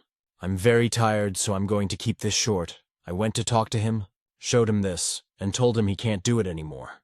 The conversation was a lot. First he was angry I made this post, then he was angry I was taking it all so serious, lots of apologies and so on. He again said he was just trying to make a tough situation more light. I said it's too much. He said I can't take a joke and I need to let him be him, that he always tells me when he's been joking, and if he was really keen on hurting me, he'd just do things and not tell me. So him telling proves he cares. That one got me uncomfortable. At one point he said he just wanted to test if it was real, because I could just be using it as an excuse to do anything. I left after that cause. We were just going in circles. There was a lot of me making an issue of one small thing. I'm exhausted. He's still blowing up my phone with love and apologies. But you guys made me realize a lot. Thanks, really. I'm trying to stay rational about it, but it's hard. Because I do care about him a lot. I'm gonna get a few hours of sleep. Thank you again. Update 2. Hi y'all. Hope it's okay I post a little update. Things went batshit crazy. A lot has happened in the last days. I'm really grateful to you all, honestly. I wasn't aware about the real meaning of his pranks, and what it said about him and our relationship. I went to talk to him the same evening I made that post, with the intention of making clear he can't pull all that anymore. The conversation escalated. We talked for hours into the night and every day since. There's been a lot of messages. He got angry about the Reddit post I made. I showed him. Angry at you guys. Angry that I couldn't take a joke and listen to strangers. Said things like he in the beginning didn't believe I actually suffered from it, and would use it as an excuse to cheat on him. That now he does believe. But, due to bad breakups in the past, he has a hard time trusting I won't use it as an excuse regardless. Said he was joking about it because he wanted to make a tough situation lighter, and that's just his sense of humor. That if I loved him, I'd accept that. When I made it clear I was done, it got even worse. He began apologizing a lot. Said he didn't realize it was such a big thing for me again. Didn't make any sense with all said before. In the same breath he said that he at least told me. To the people who thought he actually had planned to trick me by using one of his friends. I think y'all may be very right. To be honest, I was done. I do care about him a lot, can't just shut that off. But it's never going to work. There's been many messages, calls, etc. He dropped some vague hints that sometimes he pulled pranks I wasn't aware of. I don't know if that is true, or he's just in a bad place right now. He also came to my place to apologize again. But I suspect he didn't expect I'd immediately recognize him, as he didn't apologize till I said his name. He's not evil, but just very messed up RN. I blocked him everywhere, told him not to show up anymore, and that a friend would give him his stuff. I'm going to delete this account soon, but I wanted to thank you guys for helping me realize it. I genuinely don't think I would have. I'm heartbroken, but a bit relieved as well. Thanks for all the support and kindness. Update 3. We broke up nearly 3 months ago. It wasn't pretty. There were a lot of things not right between us. Among other things, he kept messing while I'm joking with the fact that I have a severe case of face blindness. I wasn't perfect in this relationship either, BTW, not trying to make him the villain. Usually I go by voice, obvious traits and so on. I'm lucky enough to have a lot of wonderful people around me who'll introduce themselves once we start talking. Warn me if they change their looks or even wear something that'll help me, like my dad who got a tattoo. Just for me, but it's still hard and gives me so much anxiety. So maybe I am imagining it all? I stayed with my parents and wee cousins for a while after the breakup. But since I'm home, I feel like he's still around. The first time, I went to a club with a friend and her BF. started dancing with a guy and went outside with him to get some air. The moment we stepped outside and I heard his voice, I knew it was him. I was so sure. I freaked. Went inside again and left with my friend. I messaged him later and he denied it vehemently, telling me he was not even near there, that we can meet up and talk if I want. My friend says she's not sure. She was off with her BF and didn't see him. So maybe I am wrong. My gut says it was him. But I can't trust my brain with these things. There's been more incidents like this since. If I go out, sometimes I just feel like he's there. Like I'll see a guy focused on me and will know it's him, but he'll deny it. Or someone will come to my job and I'll recognize the voice, but he responds so confused and I'll feel like a crazy person making a scene. So I just quietly give him what he needs. I'll go to the grocery store and a guy will suddenly be next to me. He won't even say anything to me, but the smell, tart traits tell me it's him. But then later he denies it all. It's not every day. Or something, once a week, maybe not even that. But it's enough to make me feel so on edge. The thing is, I could be wrong. Maybe it was never him. I don't go out a lot anymore, unless I'm with someone. I keep my phone in my hand in hopes of snapping a picture to show to my friends. Looking into how to get a camera, I don't know what else to do, really. I'm afraid if I talk to others about it, they'll simply dismiss it. At the same time, he's still messaging me, just as kindly as when we first started dating. He says he's worried about me, that he wants to help, and I just feel like I'm going crazy. Maybe I am. Update 4. I have a quite severe case of face blindness, but have my own ways to get around, like all of us. But still, I can never be completely sure who's in front of me until they confirm it. I'm sure you know the feeling. Now I have had wonderful people in my life who make it so much easier for me. But have you had people who don't do that? My previous BF messed with me sometimes, and I sometimes worry he might still be. But it's hard to be sure when I can't trust what I see. Sometimes I'm so sure it's him, but he'll deny it, and I can never convince myself to be 100% certain of what I saw. Do you have any things you did to deal with people who messed with you, or didn't take you prosopagnosia serious? Update 5 first. Thanks to the mods for allowing me to post this update. I don't know if anyone will see this, but I keep getting messages about this, very kind ones, for which I'm grateful and thought I'd just do a wee update. I'm not in the best place mentally, so I will keep this short. This will also be my last one, as I've taken plenty of your time as is and don't really know what to do with the attention, though I'm extremely appreciative of all the support and advice. I posted here a while ago about how I wasn't sure if my ex was messing with me and my face blindness, or if I was just being paranoid. I now know it's both. I really did feel like a crazy person. The day I made the post, I broke off contact with him again. I got a few more messages from him, all kind and concerned-ish. Even some mutual friends and one girl I barely know reached out saying they were worried because of what my ex told them. But here's the thing. I did manage to subtly make 2 videos 2 different times in which my parents could clearly see him. Honestly, I was an absolute mess. Since then, I've also been staying with my parents again, and took a break from work. We're trying to look into a restraining order, but it's not that easy. There's some redemption, though. A friend did what I didn't have the balls to do and completely exposed him. Got some very angry messages from my ex after, in which he, among other things, said he just happened to be in the same place. But now I'm making him out to be some kind of stalker because of my insecurities. Doesn't explain why he didn't just say it was him, though, or how it happened at least twice in less than 2 weeks. That's where we're at right now. I wish I could tell you more. I'm kind of stuck right now. I have no proof about the previous times, even more so. There's been moments in the past weeks I also thought it was him, and it wasn't, either confirmed by video, or because I wasn't alone. Then there's been some times in the last weeks where I didn't manage to get any recording photo. Though I am relieved to have some answers, I'm also heartbroken. I don't know how to process knowing there's people that'll abuse my flaws in this way. I feel incredibly paranoid and it's exhausting. I'm looking into moving away. At the same time, I'm hopeful this is the end of it, that him getting exposed will be the end of this. Multiple people have told him to back off and leave me alone. I'm happy to be home with my parents for now. I'm safe, thanks for all the advice. Stories number 20. He M20 literally won't let me F21 break things off after 1 week of dating. How do you step away from someone like that? I need to get this off my chest because I honestly don't know what to do anymore. About a week ago, I started talking to this guy. He seemed like such a nice person. He was patient, gentle, funny, and genuinely easy to talk to. We texted all day the first day, and that same night, I agreed to a call. It felt natural in the moment, but looking back, That was probably where I made my mistake. After that, it was constant. We started talking every single day and texting from the moment we woke up until we fell asleep, and calling for hours on end, sometimes 6, sometimes 8. Every single day, without pause. It's like the moment we started talking, I became his entire world. He calls me out of nowhere now. He gets anxious if I don't respond right away. If he makes a joke, he'll ask me 10 times if I'm offended. If I sound tired, he assumes something's wrong.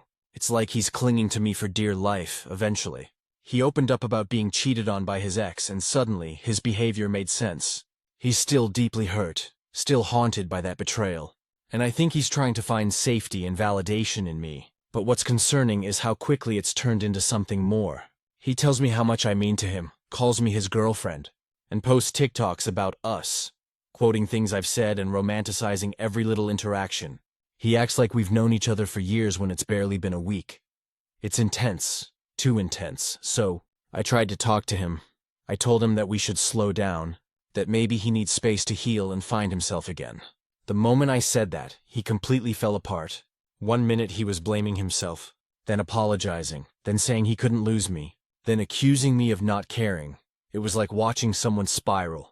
It honestly felt like I was asking for a divorce after 20 years of marriage, and not trying to take a break after a week of talking. He just wouldn't accept it. He kept trying to talk about it, to fix it, to make me stay. He said he could heal while having me by his side. But I really doubt. It's now 7 in the morning, and I haven't slept because we were arguing until 3. I'm emotionally drained. I can see that he genuinely believes he's fallen in love with me, but his attachment has become overwhelming. He's trying to heal through me instead of healing for himself. And it's become too heavy for me to carry. I want to step back and let him heal on his own, but he won't let me. He keeps holding on tighter every time I try to pull away. I don't know what to do. How do you step away from someone like that? Edit.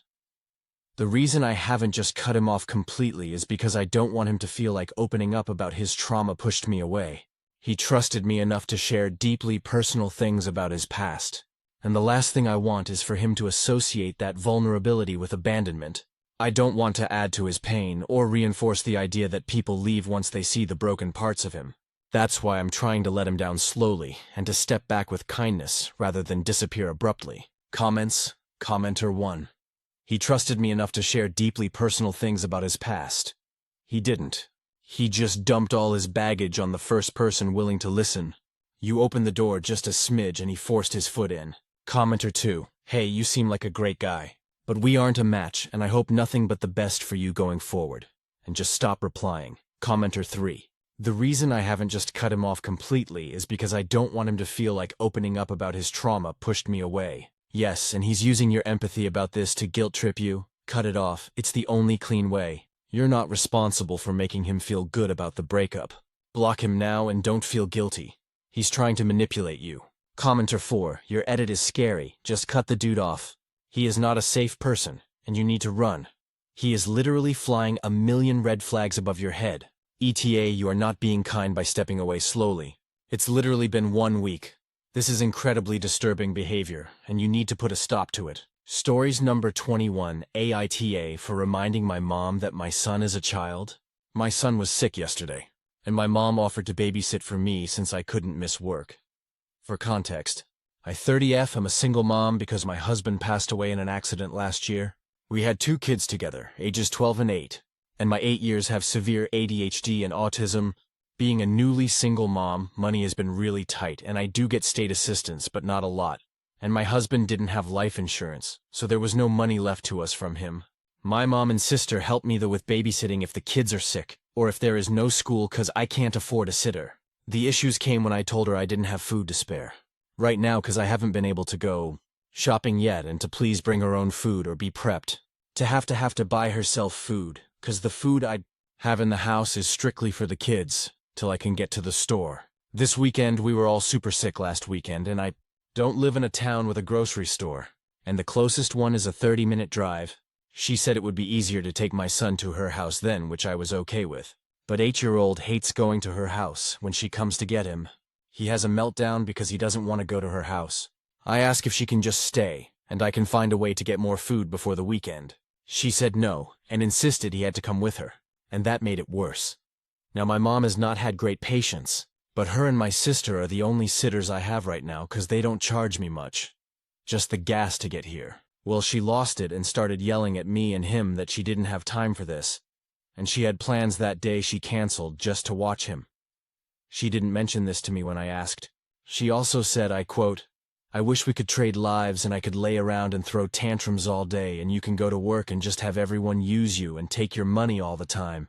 How much it must suck to be you and do whatever you want while I have to do nothing but take care of other people. I never borrow money from my mother, but my sister and grandma live with her and they don't work, so I know she is under a lot of stress, and she takes it out on me a lot, calling me burden, letting me know how much my tragic loss has affected her negatively, calling me other names or yelling at me for things my sister or grandma do. I didn't yell or argue. I simply covered his ears and looked at her and went, 'Mom, he is 8. She lost it and screamed, "Phew then! Miss work and lose money, I don't care. I am leaving." And then she left. Now she says she will not babysit for me again so I can know true struggle, which if she follows through means I have to miss a bunch of work or find a sitter I can trust that won't break my bank.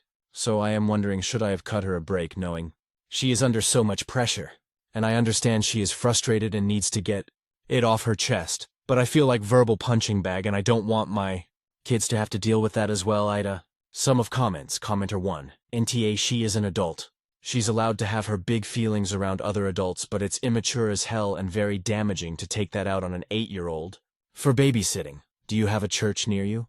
They will probably try to convince you to join the church that is unavoidably part of it, but they might have access to some kind of program to get temporary daycare access for single mothers.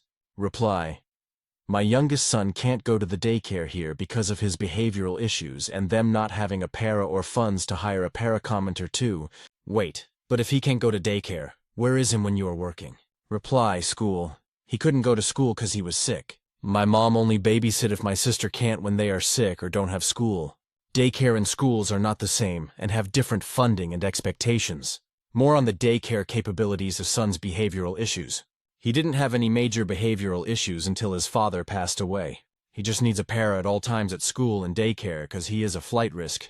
He has a great para at school who he loves, but we have 2 daycare. One is private and is only for members of one of the churches and the other is very small. We live in a town with less than 1,000 people in it, so it doesn't have the funds or the capacity for my 8-year to go there when doesn't have school. Commenter 3. NTA, but your mom is info. Is your late husband's family nearby? Can they watch the children from time to time? Have you looked if there are any organizations nearby that could help in cases like that? In my country there is a charity organization called Emergency Grannies who can help out at some days if the child is sick and the parent have to go to work. Reply. My husband's family won't talk to me or see the kids after the accident. We weren't close before the accident either. But even if we were, they all work full-time day shift jobs. I have reached out to the churches, but they had no way to help me. Other than one runs a food pantry and clothes closest once a month, but it's at the end of each month. To another commenter, as previously stated, they won't talk to me or see the kids. I've reached out repeatedly and get no answers from any of them. I'm trying to be understanding as they lost their child and might need space right now. School friends with parents who could take him? No. He has friends at school, but I don't know them or their families. I actually am not even from this state originally, and I moved to this town for my husband, so it's only really his family I know. My best friend's daughter is the only friend he see outside of school hours, and she is also a single mom that works the same hours I do. Commenter 4. How does your mother, sister, and grandmother all live there then that they're close enough to babysit? Reply. They live 20 minutes away in a completely different town. They were picking him up, and I was going to go after work to get him. OP comments to clarify, I would like to state, because everyone thinks I have a free sitter. I pay them $40 to fill their gas tank when they babysit, and I usually ask my sister, not my mom, to babysit because of my mom having very little patience, but my sister had a doctor's appointment that day. My son has serious sensory issues and doesn't like going to my mom's house because of her yelling all the time. She has always been a yeller even when I was a kid, so I am used to it, but it overstimulates him easy. He also doesn't like my mom's house because my grandma lives there, and my grandma is a horrible woman who tried to cure his fear of the dark when he 3 by locking him a dark closet while I was at the hospital with his brother who fell at school and broke his femur. She never was allowed to watch him again. My mom reassured me if he went, that she would keep him away from my grandma. To another commenter, this the first time I know of that she ever spoke to him this way. I know she yells, but not like that at him. At least if I'm around anyway. Commenter 5. I'm struggling to understand why your mom lets your sister be a bum on her dime, but then takes it out on you who is shelling out $40 for gas every time she babysits. If she's spread so thin, IDK, why she would voluntarily miss out on that money from you. I'm assuming she doesn't have to use her whole tank to get to and from your place. Reply. Oh, that's very easy to answer as it's been told to me whole life. My mom didn't want me and hated NY dad but kept me anyway. She was married and tried for my sister, so my sister is the favored child and always has been. OP also adds to all the comments about Social Security. I had no idea about any of that and will look into it. My mail told me when he passed that they had life insurance for him, but it would all be used for the funeral. It was very sudden when he passed, and it really has messed up the last year of our lives tremendously. And I would like to say to anyone saying anything rude about my 8-year-old, not only will I remind you all that he is just child special needs or not, but he is child who just recently lost his father. I would ask that if you have anything ill-willed to say about a literal child, you save it for someone else. Commenter 6. Were you ever shown proof about the life insurance? Or the actual amount? Reply, no, they were the beneficiaries for it, so I have no right to that information. They took it out on him as a child, we didn't even know he had it. I found out after he passed that they have it on all their kids. To a much longer comment. He does share a room with his brother after an incident I previously touched on. In a different comment, he has difficulty being alone now. To him, his safe people are me, his brother, my sister, and his father. He just lost one of his safe people, and it's very hard him. Thank you for understanding, and to everyone else that reads this that's been understanding. My children lost their father, and people seem to pass up that bit of information in judgment on his behavior. He struggles being without his safe people, and now that his father is gone, he is struggling more. I do have the kids in therapy and go to therapy as well. I appreciate the advice. Upi also posts a long comment answering many questions people had. Update. My mom is banned from my place of work, and I will no longer be speaking to her, my grandma, and will be limiting contact with my sister. I was sent home early due to my emotional state. They showed up before my lunch break and demanded to talk to me. And when my boss said no, my mom lost it and started screaming at her so loudly I could hear down the hall from my classroom. She sent another staff member to get me to try to defuse the situation. But my mom only started screaming at me that I wasted her time. And her gas because she was going to have to wait around all day for me. I told her I go to lunch at 12:15 p.m. every day, and she showed at 10:30 a.m. while calling me all sorts of names and cussing with every other word. I asked if we could go outside to talk, and she said that she no longer wants to talk to me, and that she just came because my sister asked to her. I didn't know this.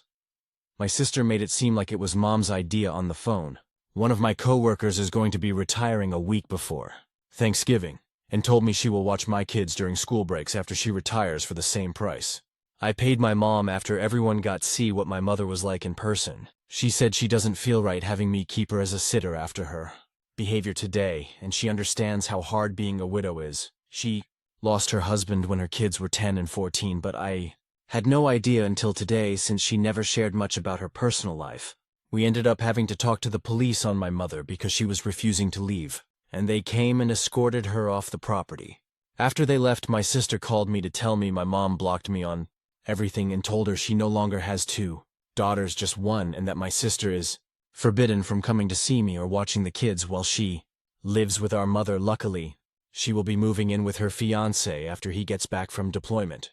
Thank you for all the advice. I did apply online to Social Security but received an automated email response saying due to the federal shutdown the local office is closed.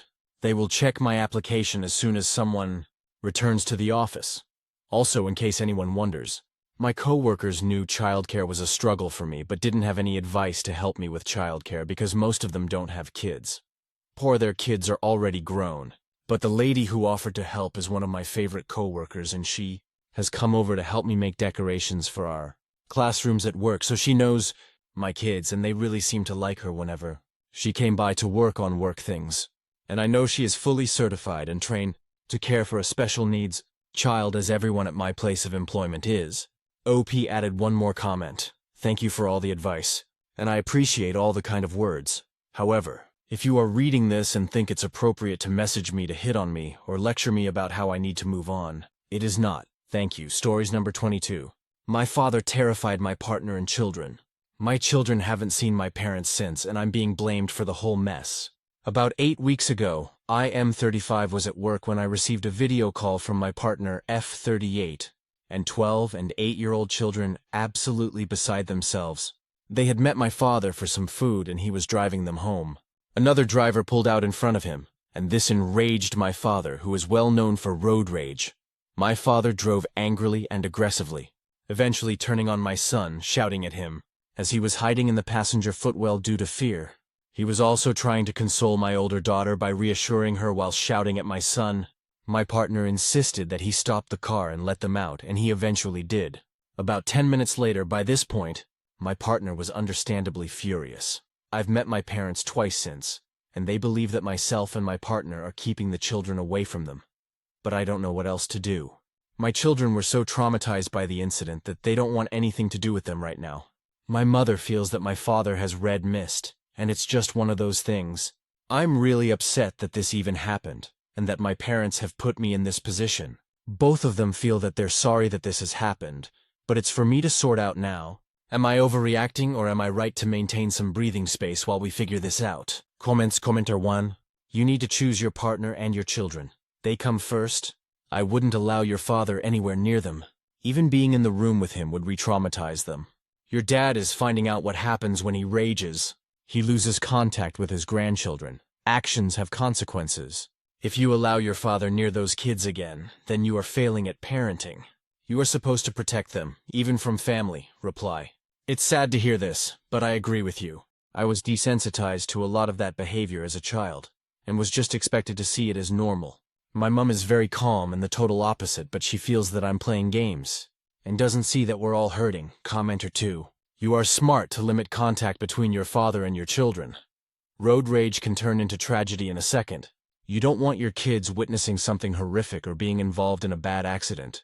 Yes, you are keeping your children from your parents, and you're wise to do this, Noir. Commenter 3. There was a road rage incident where your children were on the floor of the car crying out of fear, and your reaction is to keep the peace. You are underreacting. I don't think I would ever speak to a person that did that to my child again. Hell, I want to call the police right now. You are underreacting. Reply. I should have added that I'm not trying to keep the peace with my dad. My mum feels that she hasn't done anything wrong and would still like to see the kids, but the kids associate them both together, so they don't want to see her either. Commenter 4. Well, obviously your dad was in the wrong, but also obviously you aren't to blame here. So, while this is unfortunate that it happened to your partner and children, it is incorrect for anyone to be pissed at you. Reply. Thanks for your reply. My parents seem to think that if I could just persuade my children into seeing them, then everything will be fine again. I'm not sure I even want to. Commenter 5. Your dad is an asshole. Tell them the truth. Dad, your behavior the day you went for lunch, dinner with partner and kids was unacceptable. The kids don't want to be around you right now, because you scared the hell out of them. Partner and I will be respecting their wishes. Until they feel comfortable, you won't see them. If you, for even 1 second, put any responsibility for your behavior on them, know that you'll never see them again. Get some fucking help for your anger and road rage. None of us will get in a car with you until you do. Reply. I have pretty much said what you said word for word. When I first said this, my parents appeared to understand. They now feel that it's gone on too long. Commenter 5. Reply. Profile badge for the achievement. Top 1% commenter. Top 1% commenter too bad for them? They don't get an opinion on how long your kids feel uncomfortable around them. Frankly, your parents sound just awful. Your dad for his anger issues and your mom for simply just accepting that her husband is a road-raging whack job.